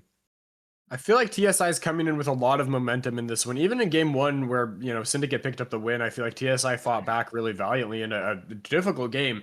In this one, they kind of rolled over it pretty hard. And so I do fear for Syndicate that TSI might continue that momentum into this game. This will be a real test of the mental, because even though that game wasn't 100% one-sided stomp, it was pretty totally in TSI's control. And so I want to see if Syndicate can bounce back from that. Again, I want them to give themselves some avenues where they can push the tempo in the early game. We don't just want to see like the sit back and scale situation, which I feel like they ran into a little bit in the last game. Syndra like can win her lane, but she is not the strongest until later on in the game. Ziggs can play poke, but he gets kind of, you know, he doesn't really have like the kill threat without jungle assistance either. And it ended up being the counter matchup lane, the Renekton into the Cho'Gath, that really performed the best in that respect, which is admirable, but it wasn't enough to win them the game. And so I want to see them do something like they had in game number 1, where you have those, you know, those simple combos: push one R button, push the other R button, win the team fight. Like, a lot of times that alone can win you games. And I think something like that, they tried to go for that kind of with the Maokai Ziggs. I just think they were a little too behind to make it work. Yeah, they just didn't, and ultimately end up having the damage that was necessary from their AP, from basically their mage carries, to be able to win that game out. And I feel like that's why a lot of people still kind of gear more towards the traditional AD carry, because when you can go to traditional AD carry, you tend to have the damage that's necessary, especially when you get towards those later game fights, to be able to consistently dish it out and help your team be able to win. So I think that we're gonna probably see both teams go more towards the traditional AD carry route, whether or not it depends on what they end up picking. I'm curious to see what these two teams are gonna go. So I think we should be ready to get into the draft here. And once we do, I'm like I said, I'm really hoping for more consistent AD down in the role, and then let's see what they can do up in that top side. I'm not sure like how, because again, it's been such a back and forth between Storm and Poro Farmer that it really does depend now at this point, like which junglers go up there first. So I think we're gonna see the junglers be the ones to actually influence up those top sides. Yeah, the top lane has felt very volatile. I think there's a lot of room for the junglers to influence that. And I think we're also going to start seeing the champion pools tested a little bit more now that we are getting deeper into this series, because this is guaranteed to be at least a 4-game series. And a lot of times you see teams that, you know, find success with their kind of 3 staple picks, or, you know, you don't need that big of a pool in the best of 3s, but once you start getting a little bit deeper into the series, you might run out of comfort. And I am of the opinion that in many cases, comfort is king, even if the matchup isn't ideal on paper. As long as you know the ins and outs, if you've practiced that matchup, even if it's a bad one, you can make it work. And so yeah, we're starting to get to that point a little bit here in the 3rd game, where, you know, teams that might have been dominant throughout the season aren't as comfortable. Yeah, and again, as we also get deeper, like in general, just in games and into Fearless, we're going to start seeing even more some of these offsided bans. And we're starting to see some different ones come through. Vlad is a little different. Echo is a little different. Jinx is also one of those other different picks as well that we didn't really get to see banned between the past 2 games. So I really do like seeing that now. We're starting to pencil in on these champion pools and seeing what they're going to be able to play. As Mbessa is the first pick for the side of TSI. I'm not sure if that's going top or jungle, but either way, it's a decent flex and a decent pick, one that they could probably, they could pivot on depending on what they want to do. And Syndicate going with their ADC role in a traditional ADC at that, especially with Sivir being the first pick for the side of Syndicate. Yeah, the Nembessa has been used as a flex. It's Storm's most played top laner, but they have also played it in the jungle for B, so could go either way. We've got the Vi as a response, paired with the Sivir. So it looks like Syndicate is going to be going for more of a go-in composition. I want to see them reinforce that with some additionally, secondary engage, some big damage threats. I feel like a Sylas is something that could have potential, but it's going to be the Xayah drafted, which immediately counters that identity. So Syndicate is going to need to be a little creative. The Ahri also taken away, one of the best pairings with the Vi. If you get that point and click CC with the Vi ultimate, a Spirit Rush into the Charm from Ahri is deadly, and it's going to be the Annie as a response, so even more CC picked up in a good matchup into the Ahri as well. But I feel like, Annie is a bit more of a linear champion. Ahri can be extremely skill expressive. Certainly still opportunities for Dongolicker to outplay, as we've seen him be very proficient all throughout this series so far. Yeah, but I do like this, the Annie Vi combination, where you're gonna just get Annie drops Timbers, Vi goes in. It's just so easy. It actually is just about, it's almost in the same vein as the Ahri Vi as you were just talking about, but I feel like it's just a little bit more consistent because there's not a skill shot that you have to necessarily land this time around. So for the last couple bans here, we do see from the side of Syndicate, they want to pincer at those supports as they ban out the Karma and the Rakan. And for the side of TSI, technically also looking to target some supports, with one of them being a flex up towards the top end jungle with Poppy and Taric. Ooh, Lulu being picked up now to pair with the Sivir. That's going to enable her nicely. It can also help the engagers get in range with that Whimsy, but is pretty squishy herself. That bot lane for Syndicate is very susceptible to getting engaged on by the Nembessa and the Ahri. But so far, TSI doesn't have the most reliable primary engage. A lot of it is very skill shot oriented. They don't have but there is the Mundo. He's not exactly an engager, but he can help buy space, help land those slows, set the team up for success. And also the Sona going to scale so well, pairing with the rest of the team. If they can get through that early game, which, Sivir Lulu also is kind of a farm lane, then I think TSI does have the potential to pop off with that pick. It's going to be the Aatrox to match. That's good into the Mundo in the top lane matchup. I'm not as sure about the Nembessa matchup for it, so I'd expect the Mundo to go jungle for TSI if they don't like that Aatrox matchup in the top lane. Yeah, I'm kind of okay, I'll have to see, because that one's kind of a weird little flex there, and it actually ends up being Mundo top. It's in best of top. It is in best of top. In best of top and then it's a Nivea mid, not Annie mid, guys. Oh, so that one's actually going to be a little bit more interesting to see how well that plays. Okay. It is Annie. It is Annie. Production's still tilted from the last game's anti-heal situation, but it's all fine. Okay, so now that we see the drafts, anyone you favor particularly as we do get into game here? I oddly, now that it's not in Nembessa jungle, I'm kind of actually feeling more the Syndicate side. I was thinking that Nembessa jungle might have been a little bit better into kind of being able to get that early game agency that will be necessary for both of these teams. This is time both of these teams actually have a lot more that they can do early game. We're already getting a fight in the mid lane. Knock, though, gonna be able to get the stun on the Dongolicker. Soccer is here to be able to help him out, as the charm is gonna land onto Knock. Knock might be the first one, as they force the flash out, and they want to be able to get that kill. And the first blood going over to the Mundo, as that's gonna be the first level 1 engage. Soccer looking for a kill here, but we're continuing down the fight, as Nembessa is gonna be able to take them down. That's 2 kills over to the side of TSI's. Poor Farmer is forced to run away. We're going to continue to watch him drop, as a double kill goes right over to the Nembessa. Here comes the TP. That's not what you want to do. Knock, wait, what's going on here? You just TP'd in. You have no flash, and that's a 3rd kill. Nembessa starting off top lane on a killing spree. What was this absolute fiesta? We're only a minute in. Okay, so I mean, I don't know how Knock ended up in that situation in the first place. I guess was going for the Raptor ward and just got collapsed on there. But then, TP's back in, and I'm just, I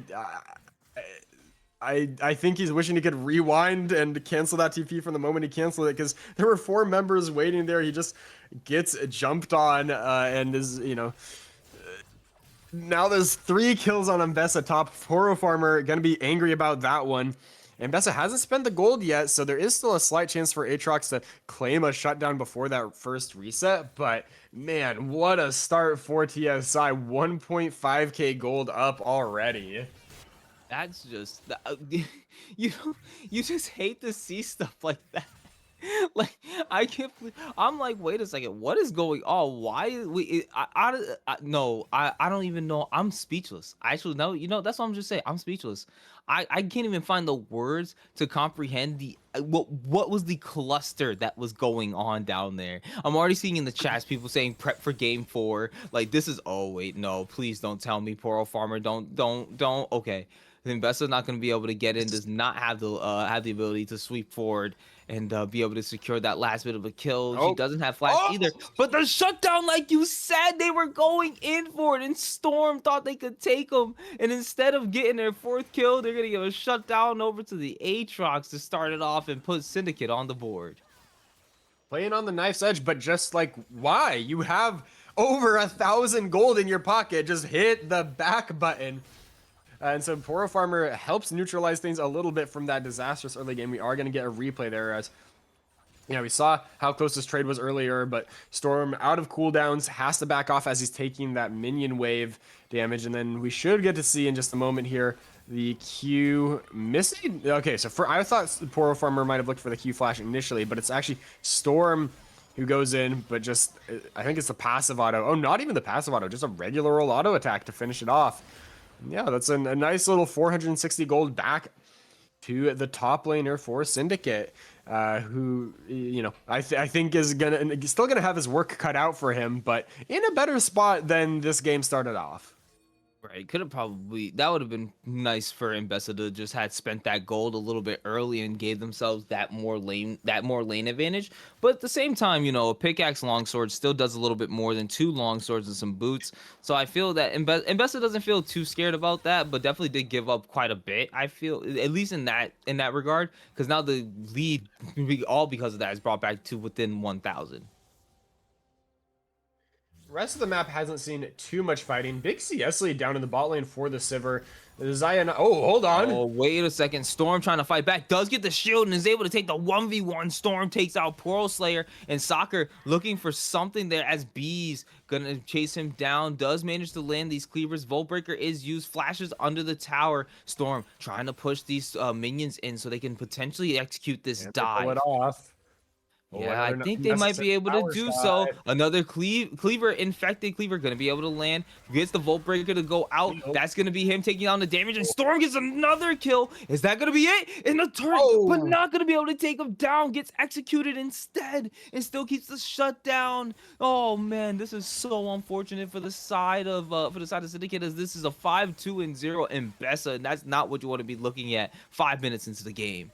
Up the Brutalizer in the top lane there. That is rough. It's a nicely executed dive, even though Storm does narrowly go down. It's the kill given over the turret. So Syndicate's going to need a major comeback here as, 5 minutes in, they are 2,000 gold down.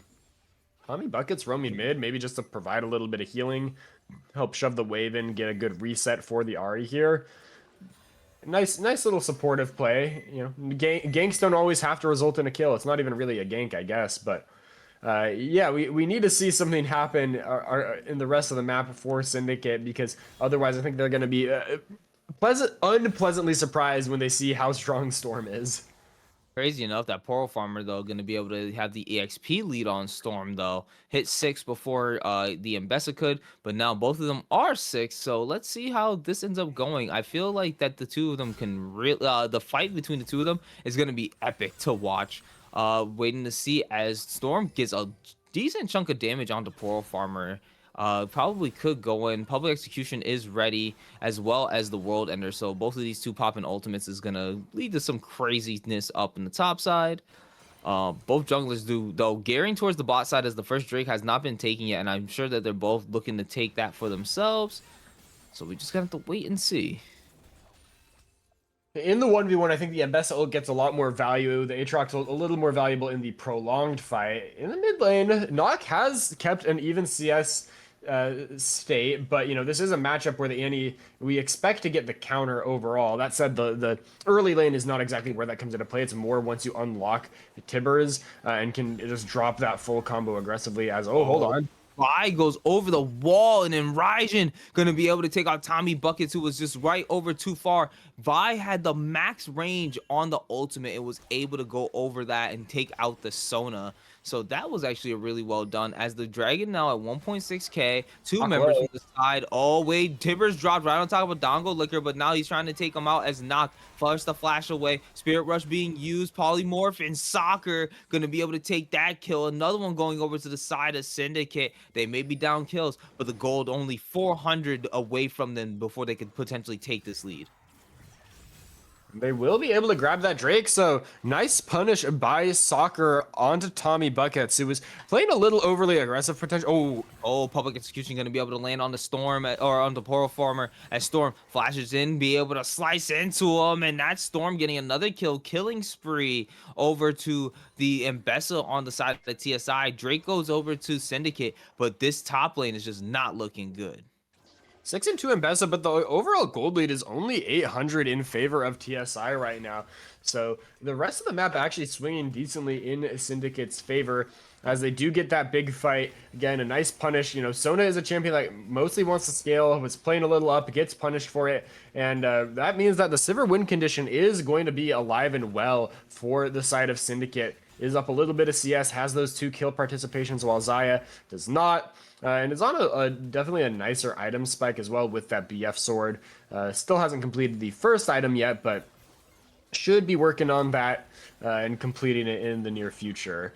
Now that the Drake has been taken, we should see attention up top side. Well, I guess the Grub's already taken by TSI, and Knock trying to apply some more pressure in the mid lane, but Dongo Liquor dancing nicely around the max range there.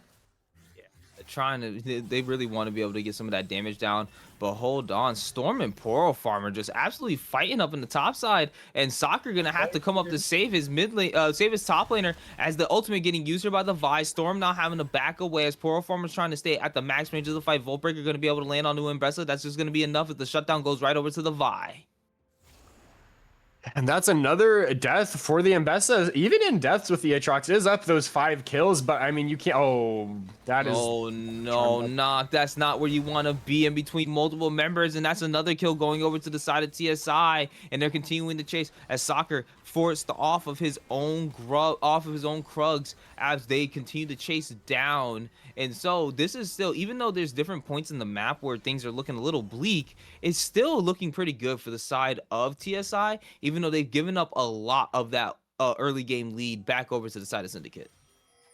Yeah, a lot of the early game lead given back over, but we're still seeing a lot of proactivity. B waiting for Poro Farmer. Does he want this fight? Oh man, and I guess he does, as though it looks like Mundo is feeling pretty good about it. Sweet spot's landing, but Poro Farmer not getting enough of the damage. Oh, perfect execution right after the World Ender gets popped, and Storm getting revenge earlier from that gank of the Vi, and is able to take out the Aatrox. Aatrox now 1-4, and this 7-3 Mbessa is gonna start tearing down into your top lane.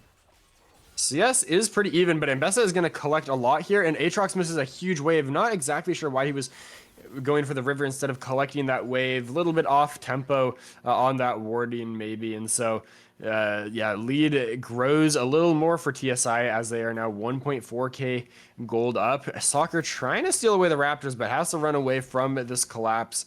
Is going to be the Blackfire Torch build for Dongo Liquor in the mid lane, who has completed that first item, while Knock is still doesn't even have the second component completed for their item, which probably will be the Malignance there, and forcing the Annie off of the wave even more. Counter matchup not going the way they wanted it.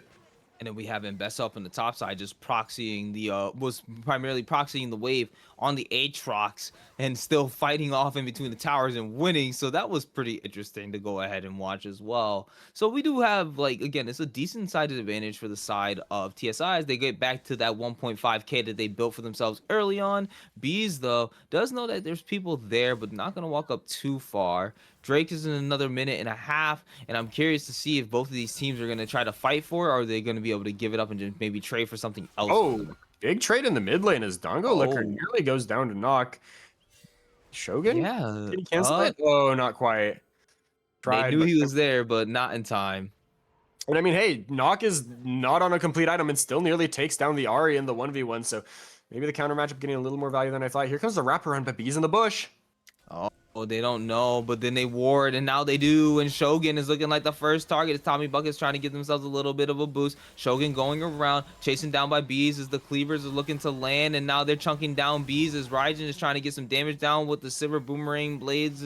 But it's not gonna be enough. Bees just continuing to chase them down. For manages to get them behind back under their turrets, but the Cleavers are still just coming out, and Soccer nearly taken down, looking like he's gonna be the target as Tommy Buckets is able to take that kill. Raijin now trying to chase him down as Bees is slowly getting chunked, but the ultimate from the Mundo gonna be able to keep his health up as Dolan gets some decent damage onto Shogun there, and now they're looking for this dive. They do have the minions under the tower. Shogun looking like he's gonna be the target. There's gonna be so much coming out. The ultimate, the shields, it's just not gonna be enough as a double kill goes over to the Xayah and the bot side. TSI now growing the lead to 3.5k, and the Mbessa still tearing it up in the top side. So this is just not looking like, it's just not looking good now 13 minutes in for the side of Syndicate as every lane is starting to fall behind.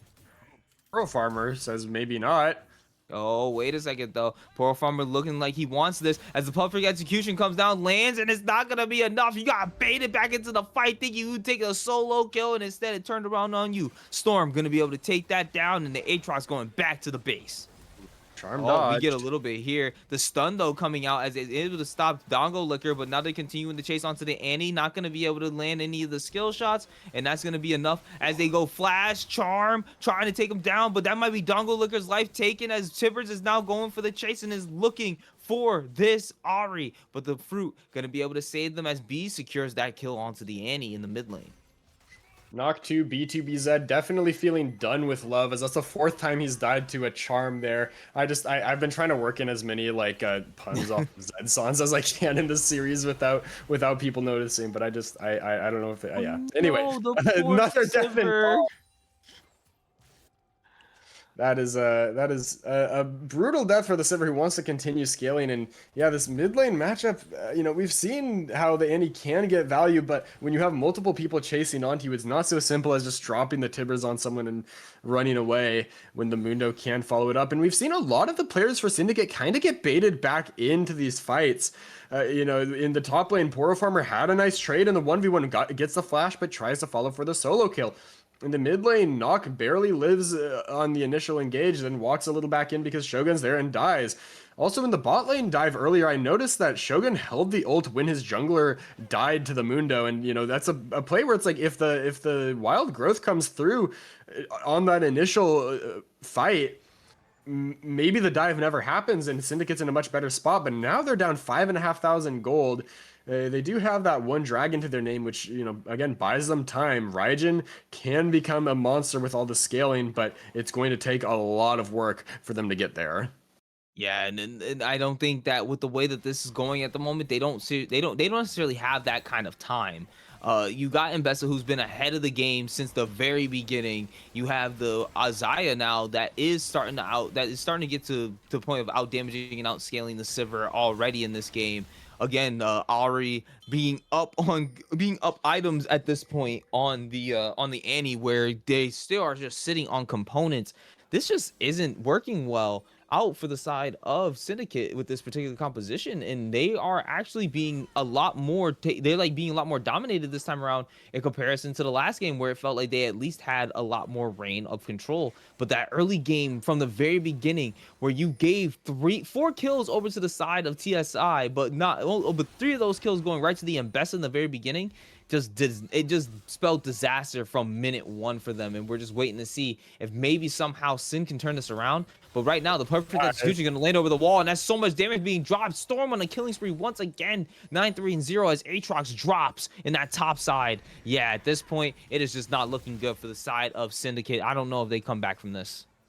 I don't know if they can come back from this in this game, and the mental has got to be in shambles as well. Oh, Shogun, no. This can't be possible. The Wild Growth comes out, but it's just not enough. Then Bessa riding that around, not gonna get it. Instead, ends up missing, kills the turret. So I didn't realize mid turret wasn't destroyed just yet. So yeah, there we go. But they do get a shutdown as Bees just drop to the Sivir. So they get a little bit of gold back, but still 7,000 gold down at 16 minutes is just not what you want to be looking at if you're the side of Syndicate. One small pick onto the Mundo is not enough when you're also looking at 4 other members all holding shutdowns.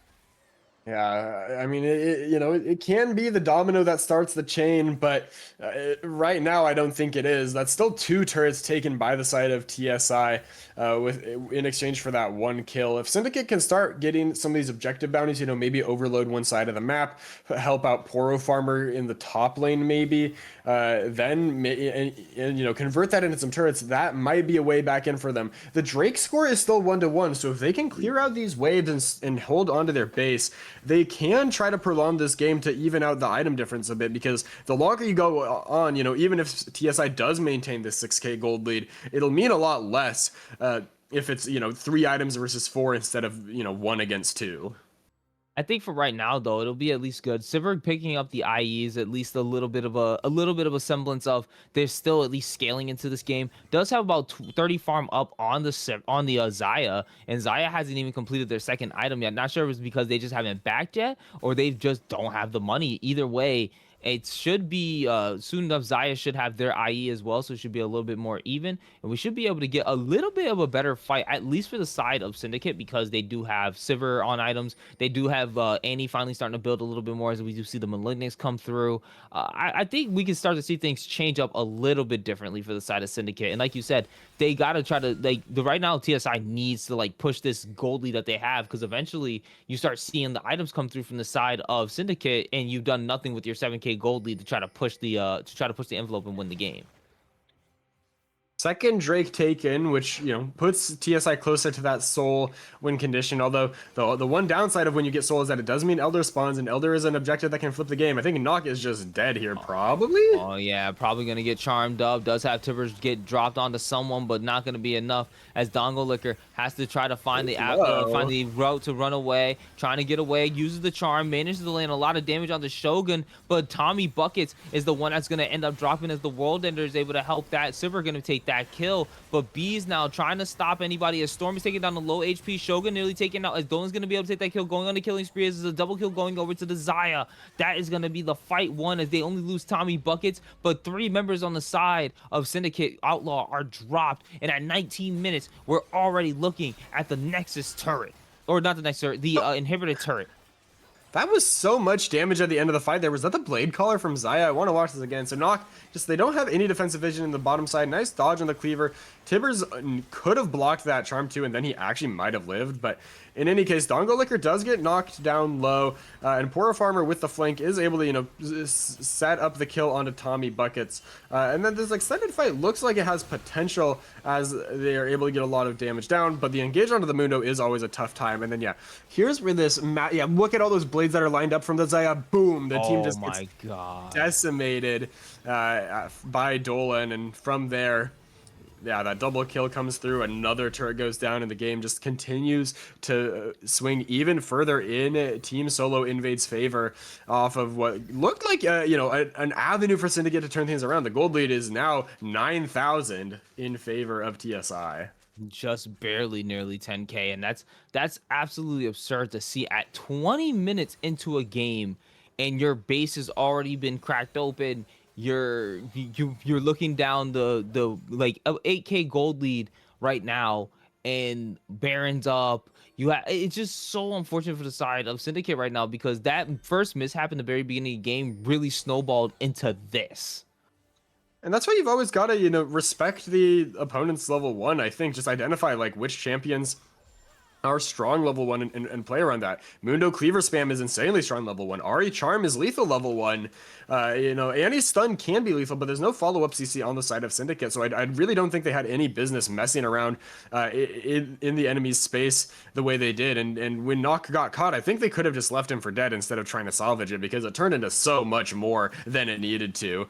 And you know, then the TP back in, the Hashinshin special was just the cherry on top. Now TSI looking at the Baron, and I don't really think there's a way for Syndicate to contest this. So they are just going to try to catch some. Oh, perfect execution over the wall. Gonna stun and lock him up. Tommy Buckets gonna be able to secure that kill onto Soccer, and the Baron now secure by the side of TSI, putting them at a 10k gold lead, and they're only looking now to win this game. Baron should be enough for them to close this out with the 10k gold lead. They haven't spent that most recent infusion of cash, but they probably don't even need it, as there's no Vi alive, and you know, Mundo at this point has become extremely tanky. The Mbessa does so much damage. Everyone on TSI is strong, and the only really strong member on Syndicate I would say is Raijin, but now that Sivir ult is burned, this fight's going to be a whole lot harder to take. Yeah, no extra movement speed, not going to be able to give everyone a little bit of the boost that they need. We do have the Baron Power minions being escorted in, as Mbessa is on the top side trying to put a little bit of pressure. Here comes the Vi ultimate going ahead, and they're trying to drop 3 different members, getting a little bit of healing coming out from Storm. Storm trying to live out just a little bit more as they're able to take out the Vi, but it's not going to be enough. But guess what? We're going to trade your top laner for ours. Charmed up. Sivir trying to use the barrier to be able to negate some of the damage, but not going to be enough as Dongluka uses the Spirit Rush to get away after taking a kill. Dolan going unstoppable as they end up taking out the Annie, getting pummeled in by Tibbers, but Shogun now gonna be able to just walk away as Dolan does live there as well. That's 5-0-5 on this Xayah, as the inhibitor from mid lane is going to drop, and now the Nexus turrets are the next target. Shogun the only one alive at the current moment until Vi is up in 3 seconds. Vi is going to need to make a miracle happen if they have any hope of stopping this Nexus from dropping into one of the fastest games I think we ever casted. 23.5 minutes, the Nexus drop, and TSI take game 3 in a dominating fashion. Dominance starting from minute 1 with the missteps from Syndicate, just punished so harshly. And I mean, I've got to feel bad for Poro Farmer when your laner gets 3 kills at level 1 and you manage to find the solo kill anyway. And then, but you know, it still just continues to snowball from there. It feels really bad for the Aatrox up in the top lane there. But you know, it is what it is. That's a game where you can kind of just chalk it up to the rough early game and try to salvage any leftover mental energy that there may be, because that is a really fast, really brutal win in favor of Team Solo Invade. And Syndicate has got to be feeling rough, but I still think they have the potential to bring it back. It's just they you know, at this point, Raijin had a pretty good performance in that game. I think Poro Farmer has displayed some prowess. Those are two players that I think they can play around if they can get some gold in their pockets, but it's overall it's still looking like it's all TSI in these past 2 games. Yeah, and TSI definitely ended up dominating. Like, they ended up just rolling with it the moment that this game ended up becoming like, oh man, like, what are we, like, oh, we got the invested with the 3-0 up in the top side. All right, cool. Yeah, you gave it the 1 kill, but then after that, it was consistently back to back to back to back. I think for a lot of people, they're really looking to see if really does TSI, like, you know, like, can they really be able to close this out? I think for some people, TSI was going to be the winners of this 3-1. And we did, like, again, we want to see, was that Olaf just a game 1 type of thing? Or Syndicate going to be able to bring it back? I'm not entirely sure myself, but we're going to have to find out here. So don't go anywhere, guys. We will be right back as soon as we come back with game 4 of Syndicate Outlaw versus Team Solo Invade. Is it going to be TSI closing it out, or is Syndicate going to be forcing us to a game 5? We'll find out right after this break.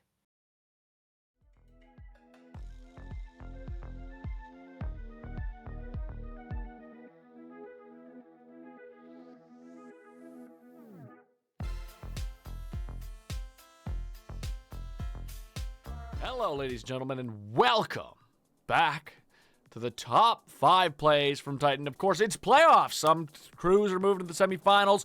Some crews are moving into the quarterfinals. Some, I believe, Gladiator even is moving into their finals this week. But last week, obviously, with it being the first week or second week of playoffs for many of these teams, a lot of plays happening. So let's go ahead and see what some of the greatest plays from the Titan playoffs have been. Coming in at number 5. Ladies and gentlemen, it's a hell of a meta we got going on, right? Like, we can all agree that the League of Legends meta right now is nuts. We got mages in the bot lane. Mordekaiser is insane, and Camille support still reigns supreme over 90% of the supports in this game. And this play truly does prove that. Camille, I was casting this game. You get a nice dragon take. You think you lose 2 for dragon. It's fine at the end of the day. You get the stats. But the other team just couldn't get out in time because Camille does Camille things. Hook shot, Hex Tech ultimatums, and all around a wonderful little quadra kill. Let's take a look. Further on this chase, yet he's still going to take a look. Lots of damage comes out from the Aurora, forces him off. It is 2 kills for dragon here. Wait a minute. There's the re-engage. The re-engage goes forward. 2-fold Hex. Never mind. It's a 2-for-1 as they overplay their hands again. There's the hook shot across the map. And now, I mean, let's face it, Corky, you are but a cannon minion here for the likes of 50 caliber triple kill. Let's make it a quadra. Why don't we? We're not going to give the Penta with Syndra on the top lane.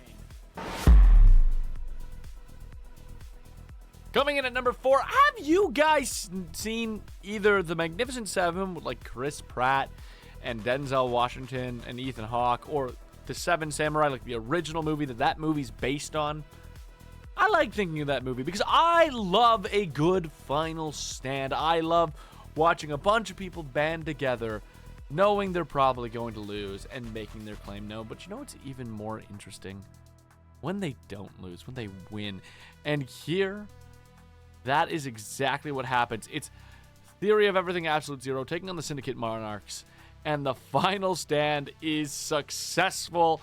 And I believe they go on to win this match later on in the game. So go ahead and take a look at the Magnificent 3. Oh!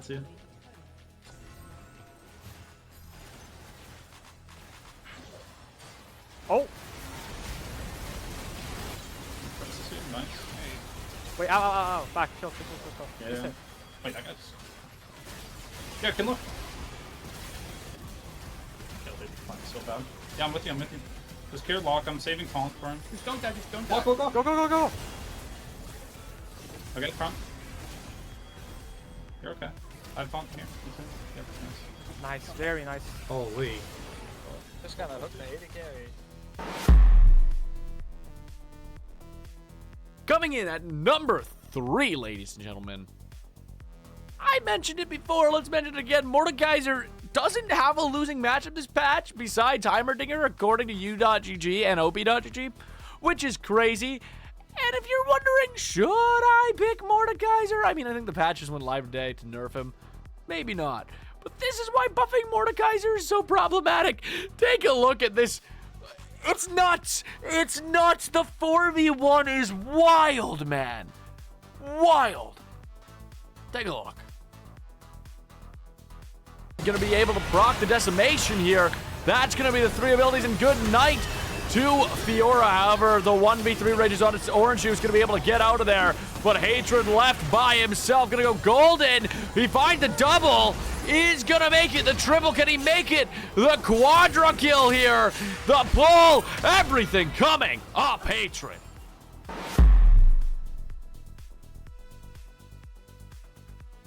Coming in at number 2, also a game I got to see go down live. Resilient on the Lucian. It is an attempt to try and 3v2, but Resilient and D-Shot make their claim. Lucian and Milio proving to be a bot lane combo that's been coming back in a lot of our Titan leagues lately and coming back to a lot of success. And this is just an insane triple kill that flips the game right on its head. And at the end of the day, it's one of the key factors in them winning this match. So go ahead and take a look. From this. Nope. Jack is unspotted, and the aggression from Resilient here shows that they don't know the LeBlanc is waiting, calling it to put a lot of damage on the Gray. Jack gonna get locked down by the kickball, burst by Resi. It's matched there. Miller gonna pop the ultimate knockup. Resilient able to pick up one, looking for two, goes for it. Happy going forward for three. It's a triple kill for Resilient. As always, we got a lot of plays this week. Make sure you're sending them in. The less games we have, because the further we get in the playoffs, the harder these videos get to make. So please, please, please, if there is a clip that's even half decent from your match, please send them in. Let's try to get this going all the way to finals. That said, I did quite a few clips this week. We got 4 honorable mentions for you. Take a look. I have timer. Super loot. Did they actually see you? He looked. I think so. Yeah, I'm trying. I go Senna. They heal. Yeah. Here. Got both.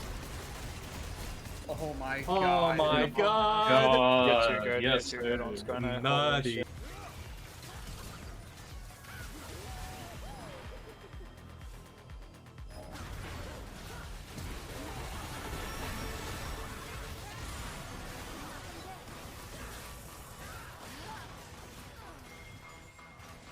We nearly need to play off this mid wave though. We need to play this mid wave into vision. But Yeah, we're fighting. No, we're not. We are not fighting. I'm trying to get out. I'm trying to get out. Big R, big. Oh, go. Holy, that's really big R. connected on back on mean Syndicate. I'm keeping Sivir back. Me and Oni's on the Sivir. Wait, she just used her. They have no Nami or ult or Vi Flash. Got it. Play the TP here. He's got to play Vi. Okay. Oh, he just Nice. so fucking hard.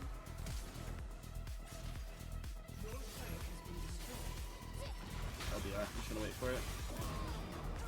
Wow. Wall Street just Astro switched that way. That's crazy. And ladies and gentlemen, coming in at number 1. This play was sent to me by Amp, who, in the message he sent me, did tell me that he is currently retiring from comp. And I was like, okay, well, surely I need to put this somewhere in the top 5. But I did watch it and thought, damn, wait a minute, this is kind of a fire play to go out on. It's another Lucian play, but it's just really, really well played, to be honest. There's a lot of gliding, there's a lot of just dodging everything and making sure that the ADC does what the ADC needs to do. Of course, his team has a big part in that, but I think, ladies and gentlemen, with Amp retiring from comp, it would be ill-fated not to give him the number 1 spot on this list. So, ladies and gentlemen, go chase your dreams, Amp. I've got CP. Opening mid though. I'm gonna break a shield. Or not. Take care. Me and one can't be there. Run out to top. No one do. Wait. I'm gonna do ulti. We can still play. Just walk to top. Walk to top. Yeah. No one do ulti. They're cutting into us. Play with your Lucian. I can stall here. Yeah. Play with daddy. Play with daddy. Play with daddy. This is out the fight. Play with daddy. This is Play out with the fucking daddy, bro. And that's it for our list. This was the top 5. Do you agree? Do you disagree? Are there plays that should have made the list? Let us know in the comments and make sure you get your clips into me.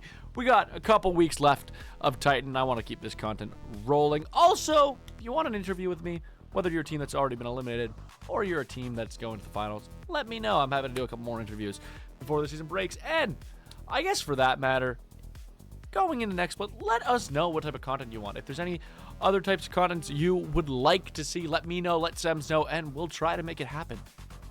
Anyways, ladies and gentlemen, that's all. Until next week, thank you very much.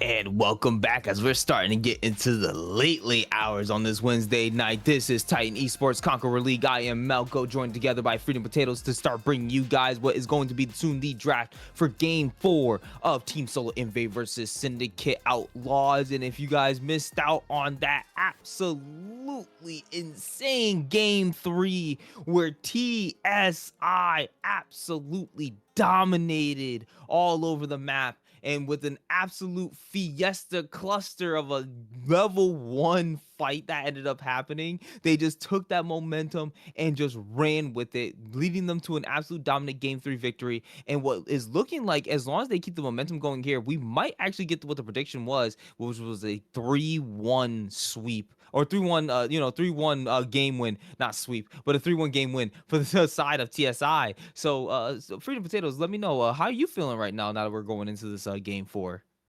Based on the last 2 games, it really feels like TSI is trying to make it to that 3-1 prediction that was in the content piece.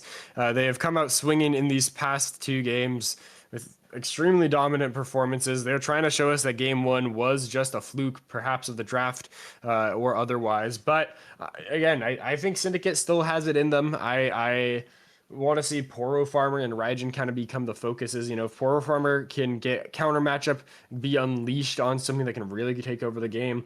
We saw him be a menace on the Olaf in Game 1. I'd be interested to see if he can have a similar performance again. I do want to see some more out of a Noctu B2BZ. I listened to that DJ set on at work to get hyped for this match, and I feel like he's been struggling in the past 2 games. So I want to see him also get on something comfortable and really unleashed and have some sort of performance like in the Game 1 where it's like maybe it took a while to get going on the Xerath, but the damage was absurd. We've seen he can play it out in the later game, but I feel like the laning needs to be a little more clean. And I think that's something that I wouldn't be surprised if this upcoming, if I'm being honest with you, I wouldn't be surprised if they target a lot more of Nock and Raijin in this upcoming ban phase. Just try to get them whatever on the most uncomfortable champions you can. Make it unplayable for those two. Let Dongolicker and Dolan just absolutely run the bot lanes, the mid and bot lanes, and then you just hope that Storm up in the top side just stays either even or has an absolutely crazy game like they did on that Mbessa in Game 3. And then you guys are basically going to be able to close this out. But for Syndicate, they do realize that they have the ability to fight back against these guys. They just have to probably win it out in the draft for them to be able to get it here, because in Game 1, honestly, their draft really enabled them to do a lot, and that's why Game 1 felt like it was so good for Syndicate to be able to win it. And then also Olaf basically having the Mbessa from the Mbessa of Game 3 was the Olaf Game 1, so it felt like very dominant. And I think this is what they need Pearl Farmer on something that can be dominant up in the top side, be able to really fight for themselves, absorb ganks, and just make it to that mid game point where when they start joining fights, it's really hard for them to fight through Pearl Farmer.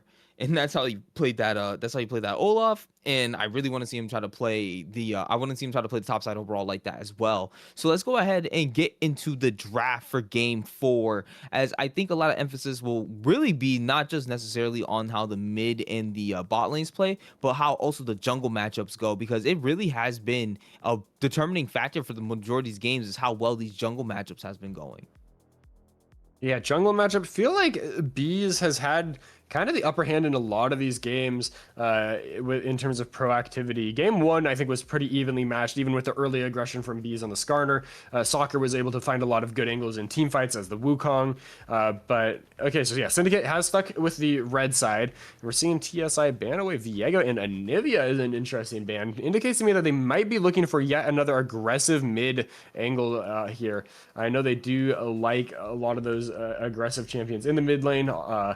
Could be something like a Vex, a Kali that they play. Vlad also banned away. So yeah, definitely they want something bursty because both Anivia and Vlad do pretty well into that style of champion, while Syndicate mostly targeting those bans at the junglers, those engaged champions, trying to make it harder for TSI to take the fights they want. And ultimately, it's just kind of like both of these compositions, they know how both these teams know how they want to play their comps, and it's just gonna end. They're just basically banning out what kind of enables them to play them best. And I do like seeing that TSI here is going for the Karma. It seems like that was something that was actually getting banned. That did get banned out last game, so there was some priority on making sure that Tommy Buckets couldn't end up playing it.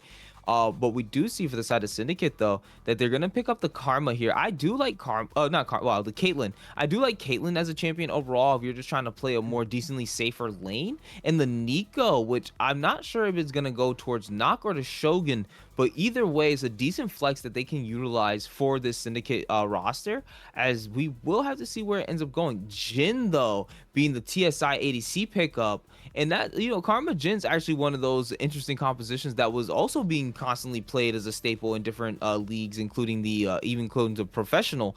So we could actually, and then Bygar. Okay, so we're getting the stacking mid lane with the Jin. That's just, yeah, that's actually, this is gonna be very interesting, especially once the cages go up, open up the curtains. Yeah, I kind of like what TSI is going for here. But we do see, that's gonna be interesting, ball delivery with the with Nico into Shockwave. Oh yeah, that they got some I actually like how both these compositions, they have different enablements for themselves, but Syndicate does have a really nice little wombo combo that they can actually do.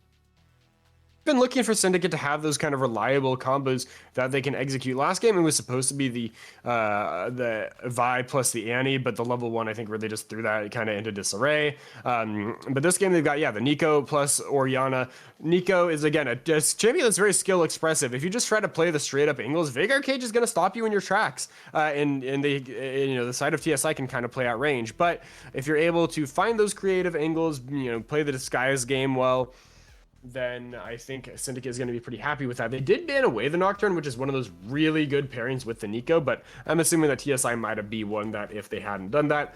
So now Pantheon, going to give some reliable engage, can work as kind of a ball delivery system. Not the best one in the world, but not a bad one either. And TSI is going to grab some much needed tankiness up in the top lane with the Ornn. I do like that because the Ornn, again, is one of those ones that kind of gives you free stats. Oh, Lee Sin. We're getting something exciting out of Bees today, as we're going to get the Lee Sin in the jungle for TSI. Okay, this composition is going to be very interesting, guys. I really do like the amount of, like, almost disarray that TSI's composition can cause.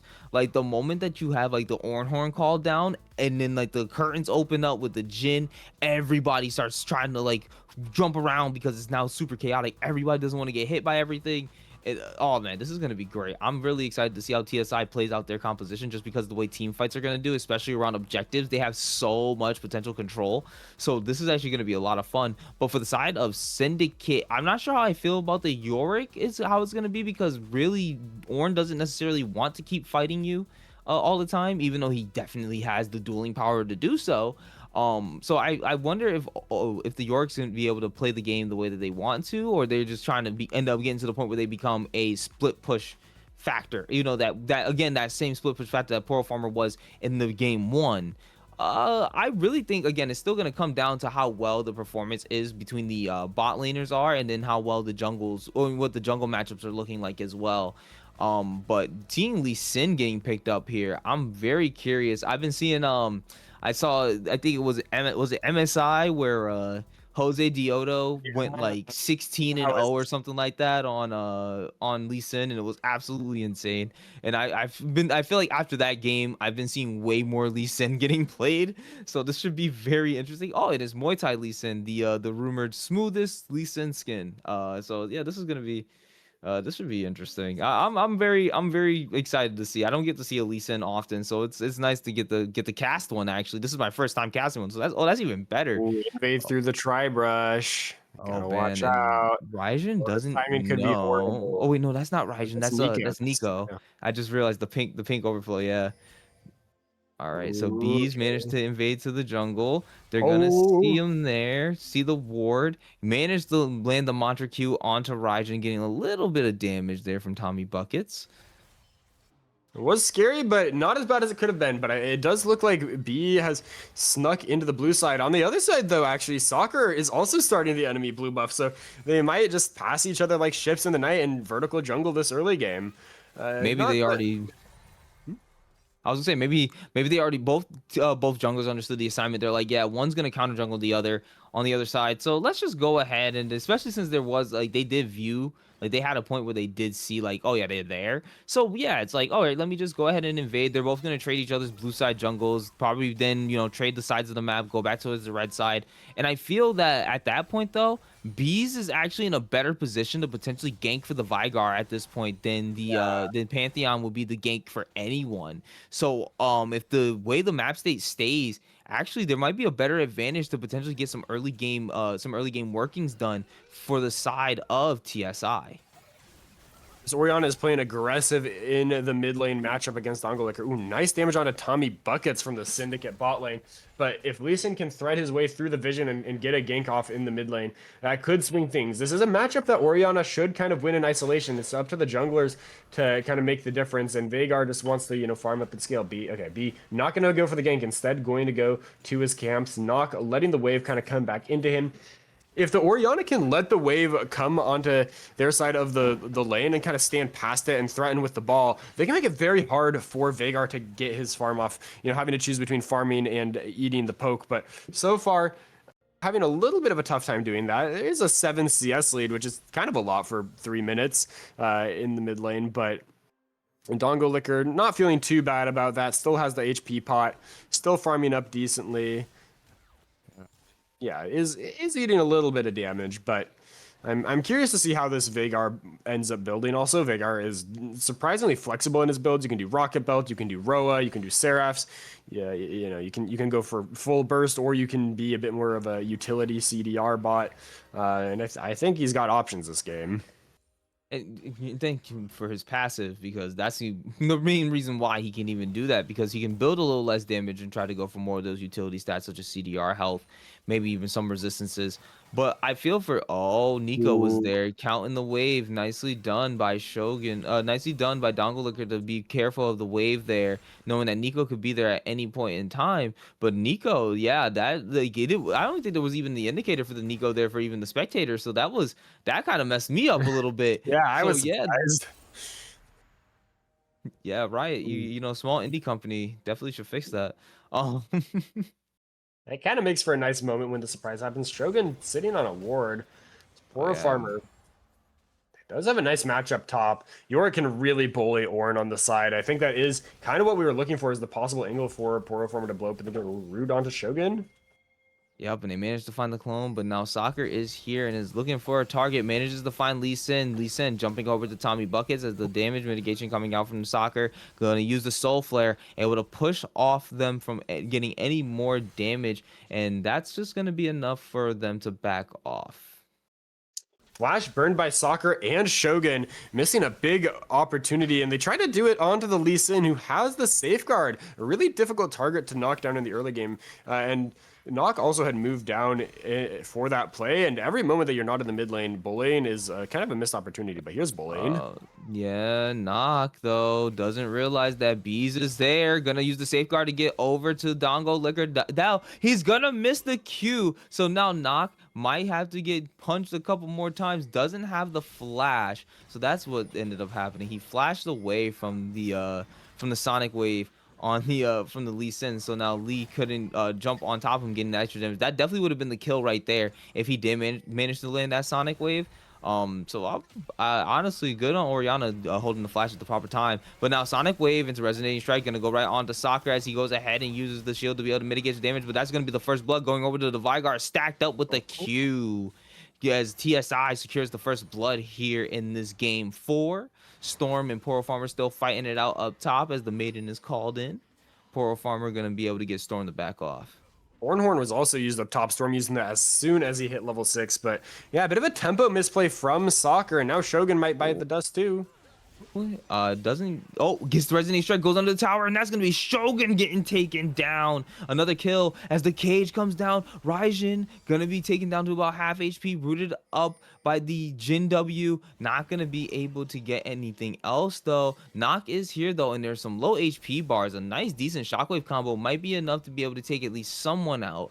But instead of trying to go for the Drake and risk any lives, decided TSI is going to back off and let themselves be nice with this little 600 gold lead. He does blow the flash, but gets a kill onto the Nico. And again, the tempo just isn't really there. Syndicate is trying to look for vision when, you know, when their teammates are dead or in base. Up top lane, it looks like flashes were traded for Poro Farmer and Storm, which, you know, Poro Farmer is up 20 CS. He is, again, doing the thing where he's getting a nice individual lead, and Yorick could become a menace in this game. But Soccer wants to look, has no flash, though, so I think it's going to be tough to get onto this Veigar unless you have that summoner spell up. And again, you want to help bully the Veigar. The longer he just gets to sit around, farm, and stack up, the harder it's going to be to punish him because he will be able to fight back. Early game is really his weakest window, and the scrapping that has been happening in the river has kind of pulled Knock away from one of the points of the game where he can really take advantage of this matchup. Yeah, it's kind of unfortunate too, because every time they try to come around to try to see if they can find this Veigar, he's just somehow able to always mitigate a lot of the or absorb a lot of the ganks and damage that's coming towards him. But Storm right now up in this top side, it's looking like that's going to be a little bit of a problem, as this Ornn is just constantly getting barreled in. Ornhorn getting called down, able to land onto him as gets his resonating strike, and that's going to be potentially the end of Poro Farmer's life, as B is able to take that kill up in the top lane, alleviating a little bit of pressure from the Ornn, but also getting him another kill. But with Bees being up top side, this is the perfect time for Soccer to go ahead and say, let's take this Hextech Drake. I do like that Syndicate is trying to cross map here. Poro Farmer showing prowess in the 1v1, but you know, that the tunnel vision on the 1v1 can open you up to the gank opportunities like that when you are down flash, and he's punished for it. That is going to help Storm get a lot of farm back in this matchup.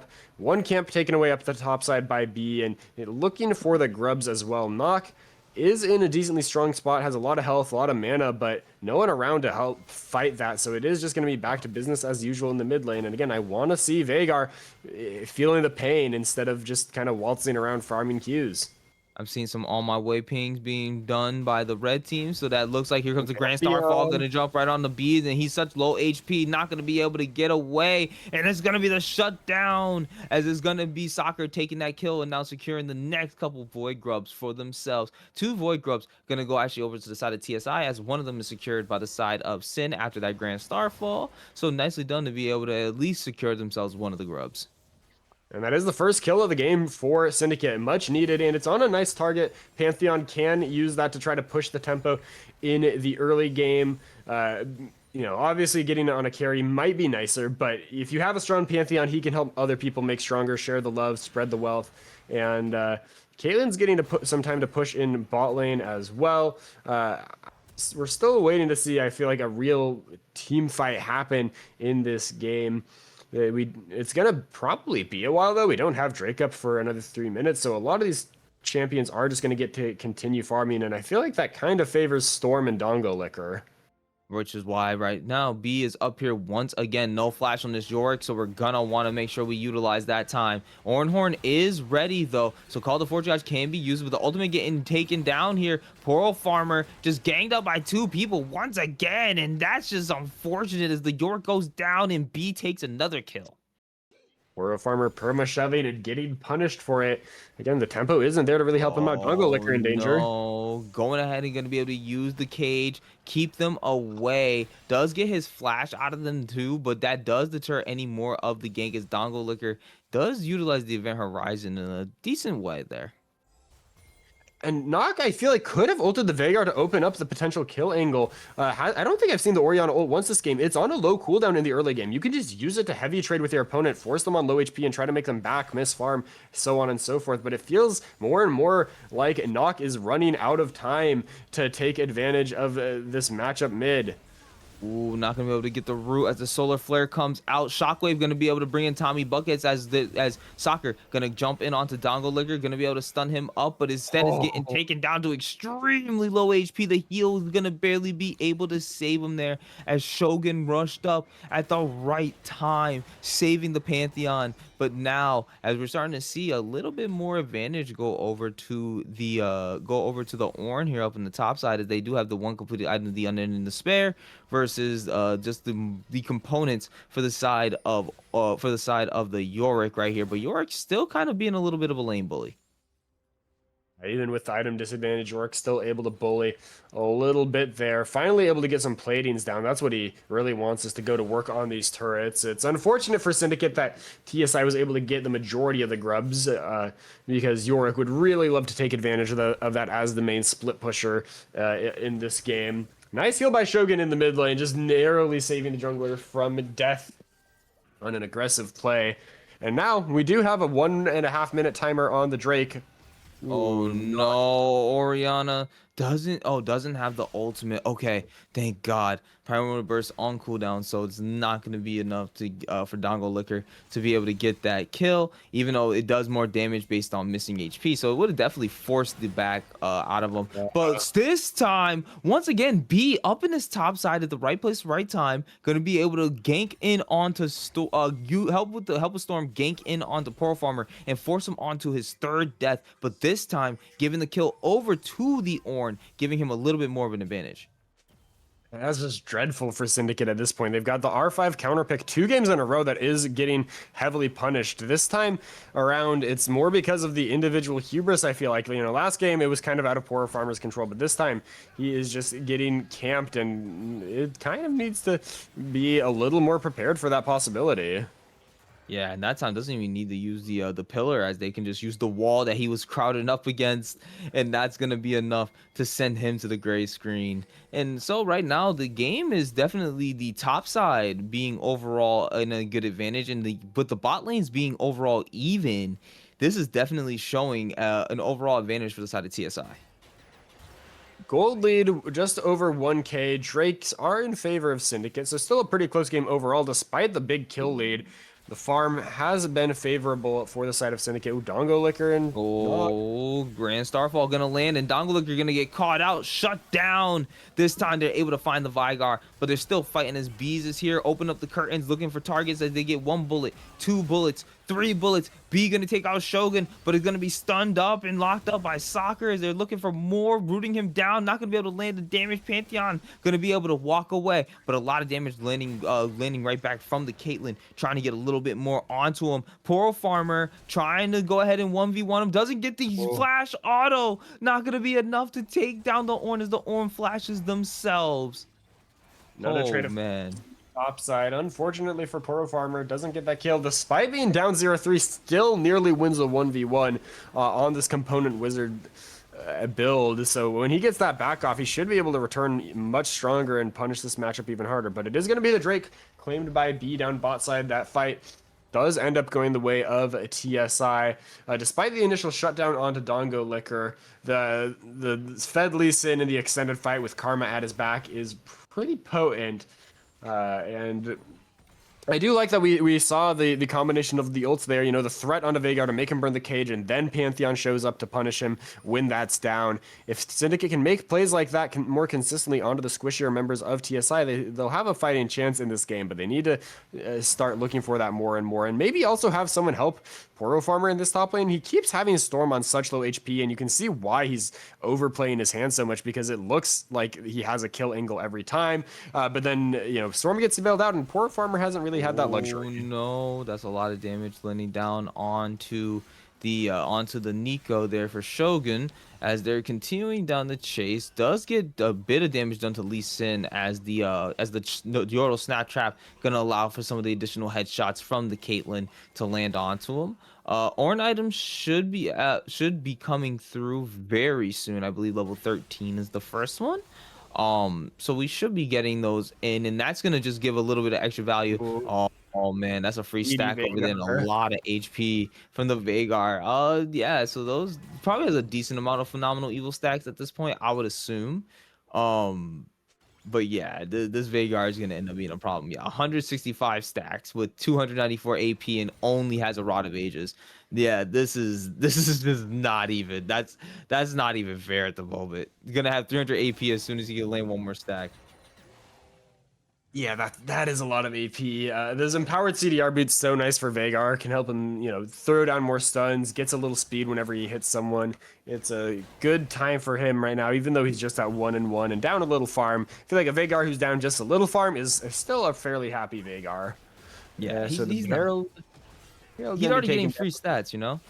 Yep, exactly. And, some of that is built into his kit. There are some other weaknesses to account for the free stats he gets, but nevertheless, he's in a pretty good spot here. Herald claimed as well by TSI. They might be able to try to use that to break open the top lane if they can catch Poro Farmer. He is under the turret, and he is 2 levels up on B still. So if, it looks like they're just going to look for the turret and back off. Lots of members committed up there. Syndicate trying to match in the mid lane, but Veigar's got good wave clear. It's hard to take a turret into him even this early in the game if he's able to consistently drop damage down on it, onto the wave. As you can see, the cooldowns are so low, and yeah, there's not much gained back by Syndicate.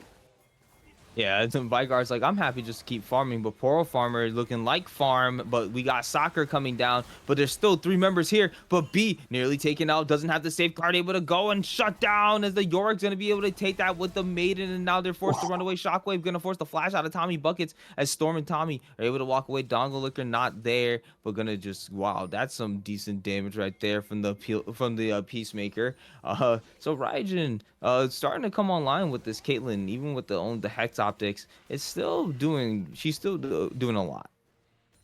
Yeah, a lot of damage from Raijin. Dongo Licker, though, able to heal it up with the pots, with the Rod of Ages healing on cast, and yeah, they're kind of just matching waves, but Veigar's happy to just eat waves over and over again.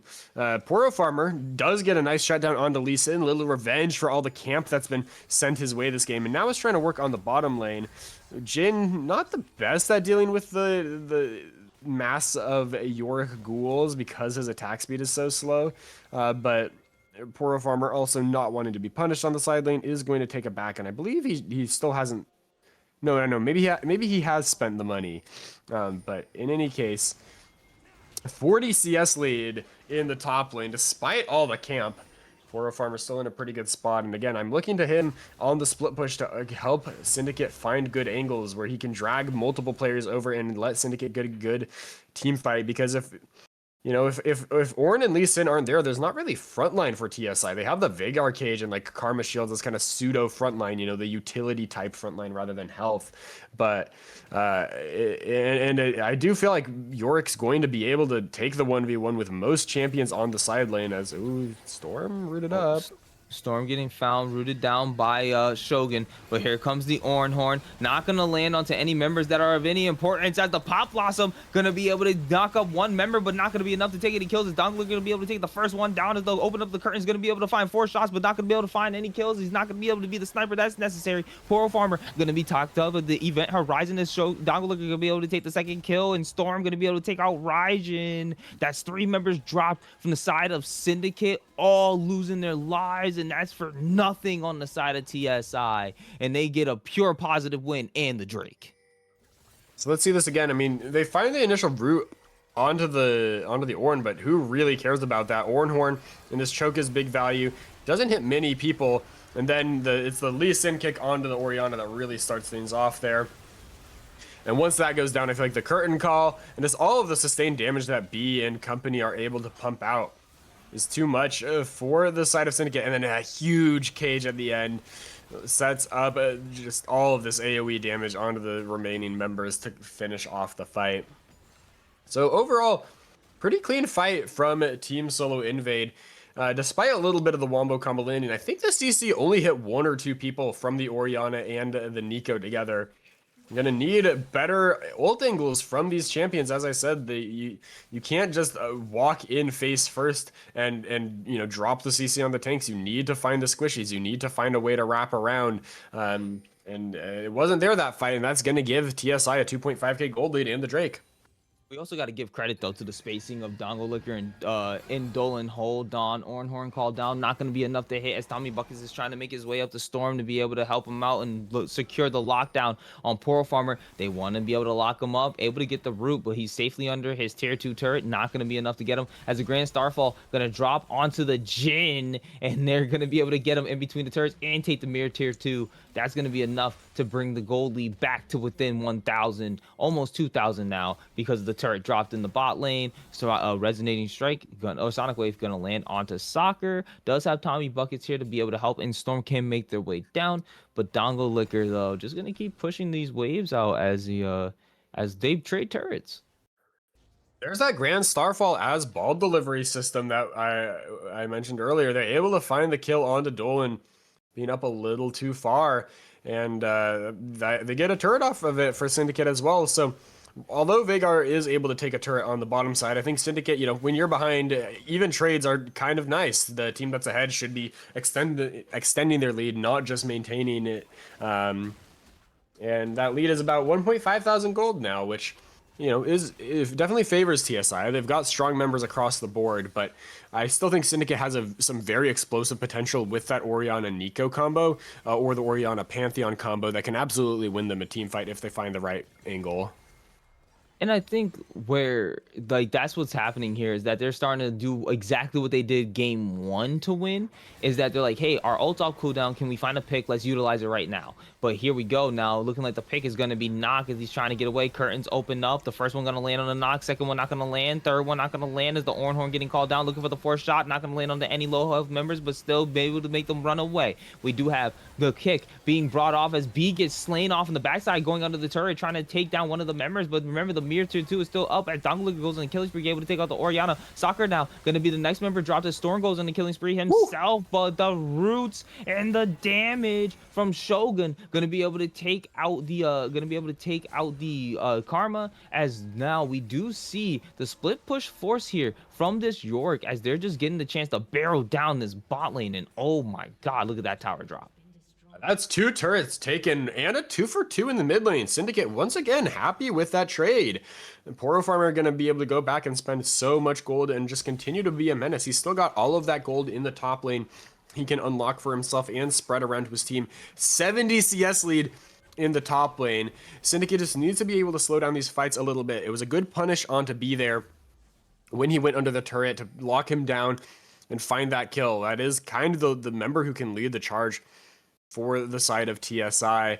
And yeah, if he goes down, the extended fight is fairly playable. A lot of the fight is predicated on Lee Sin being able to kind of sustain up, hop in, hop out, and make space for the squishies. Oh, here comes an ult. Oh, Grand Starfall gonna drop right onto them. They're chasing down. Tommy Bucket's gonna be able to get the shockwave, not gonna land as it forces out the flash. But Event Horizon gonna force Shogun right in the middle as the ultimate comes out, and now that's gonna be Dunk looking on the rampage. That's gonna be B utilizing the kick, gonna be able to find Raijin off on the top side as the TP comes down. And that's gonna be York going to find him, but not gonna be the next target. As Storm's going on a rampage and takes him out. Poro Farmer now all alone using the TP, not gonna be able to do anything for the members on the side of your team, and that's looking like a 24-minute Baron for the side of TSI as they are up 8 kills, 2k gold, and they're looking to balloon that lead even more.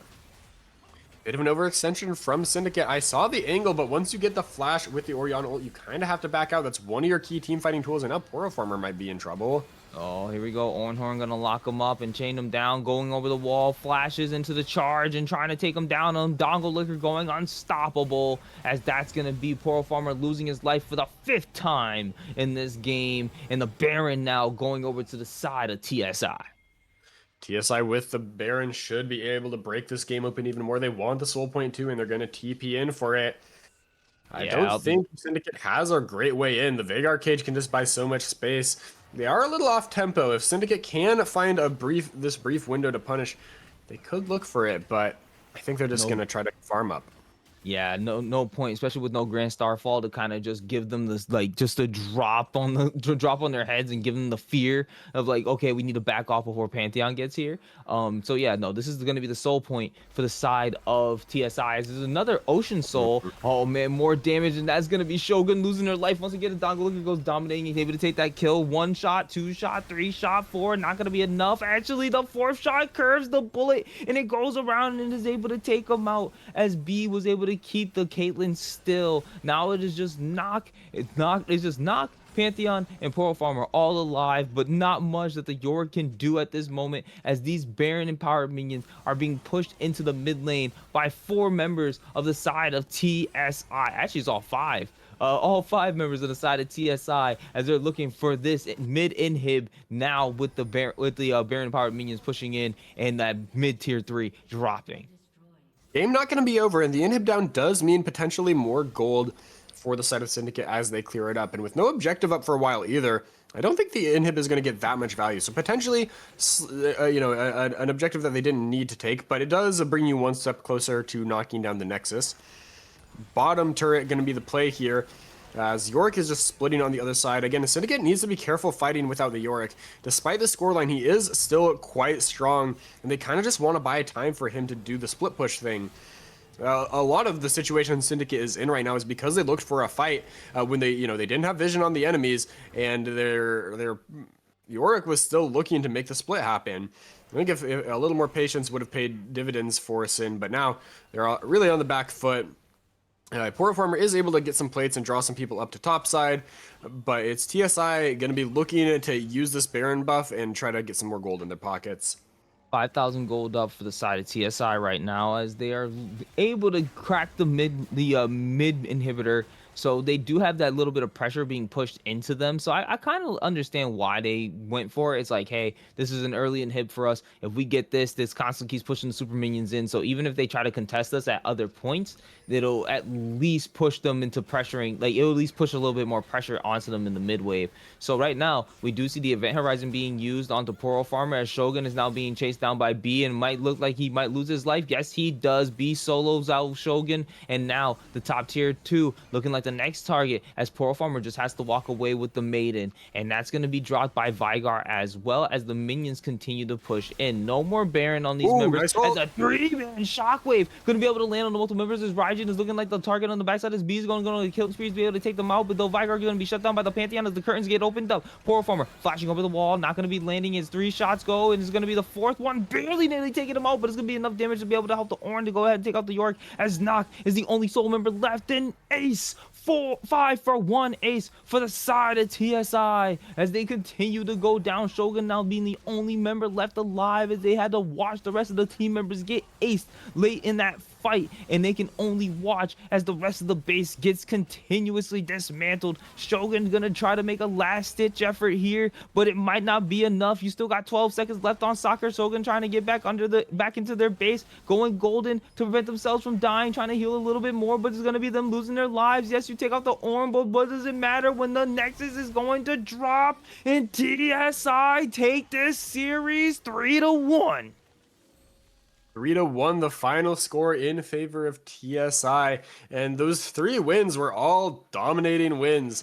It does seem like, in some level, that first loss, bit of a fluke. You had the big draft gap then, but once those spicy counter picks are off the table, it's all TSI, and it felt like they were just more coordinated. They were thinking ahead a little bit more to the conditions they wanted to create for themselves and thrive in.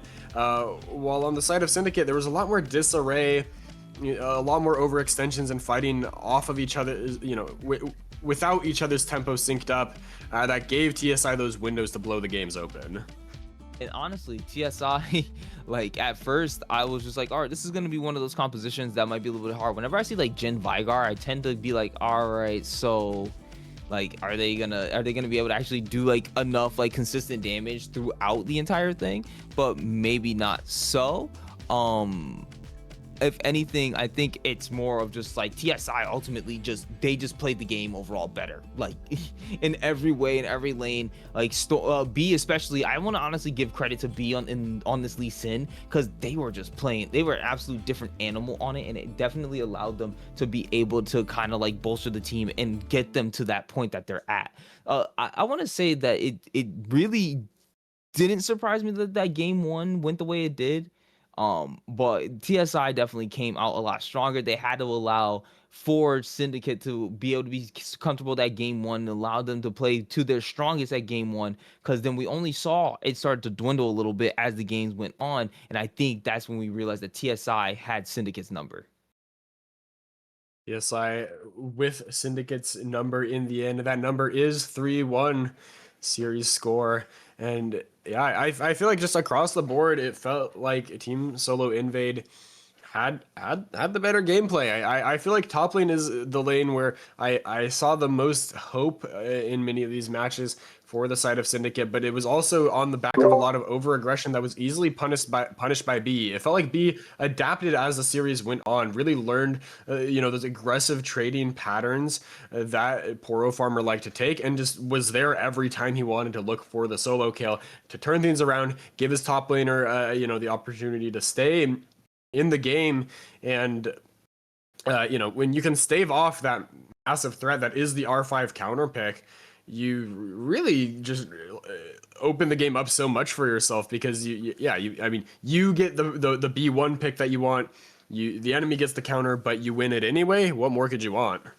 Exactly. And at that point, I think for what it is, TSI definitely came out punching, and they made sure that they were able to close out this game one. And they once again did it in almost the same kind of fashion as game two, except this time it took 5 minutes longer. And they gave away a couple more extra kills. But for the most part, definitely the entire team played to their absolute best. Dongalicker on the Vigar, able to build in a way that was able to support his team at the same time, keep him alive, and then him still dishing out a lot of damage. The constant stacking of Phenomenal Evil was definitely well done by him.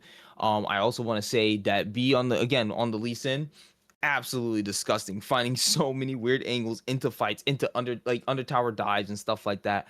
And honestly, I'm down for more Lee Sin. I'm down to see more Lee Sin played in this league. That was absolutely great. And I'm hoping that there's other people who are going to be willing to pick up this champion, especially considering that it does have, I would have to say it's definitely good for skill expression. Like if you're somebody who wants to be like, oh yeah, I want to show off some skills, learn some Lee Sin. I feel like that's probably one of the better skill expression champions currently out there in the game. So if that is everything that we have said, guys, I'm grateful that everybody was able to join us tonight on this Wednesday night for Conqueror League on Titan Esports. Once again, guys, that was Syndicate Outlaws versus Team Solo Invade, with TSI taking the series overall 3-1. So with that said, guys, I hope everyone has a wonderful night. It is getting a little late, so I'm sure that everybody was excited to watch this series with us. Thank you for joining us every week on this Wednesday to be able to bring you guys some great League Legends. Thank you for the players for being able to take this time to really bang out these games and really show their competitive spirits. Thank you, Freedom Potatoes, for joining me on the cast. I could not be able to do this without being able to bounce off of you. And thank you to our great production, Shuriken and Darth Laser, for being able to handle all the streaming purposes and everything that was necessary to give you guys these absolutely great games. With that said, it has been a great night, and we hope that you guys will join us once again next week for more Titan Esports Conqueror League. Peace out. Ride with me if you ride with me, you can slide with me if you feel like 550 on the 5 sticky, come get high with me, that's a deal, right? That's a deal, right? That's a bet, right? That's a bet, right? That's a deal, right? That's a deal, right? That's a bet, right? That's a deal, right? That's a deal, right? That's a bet, right? That's a deal, right? That's a deal, right?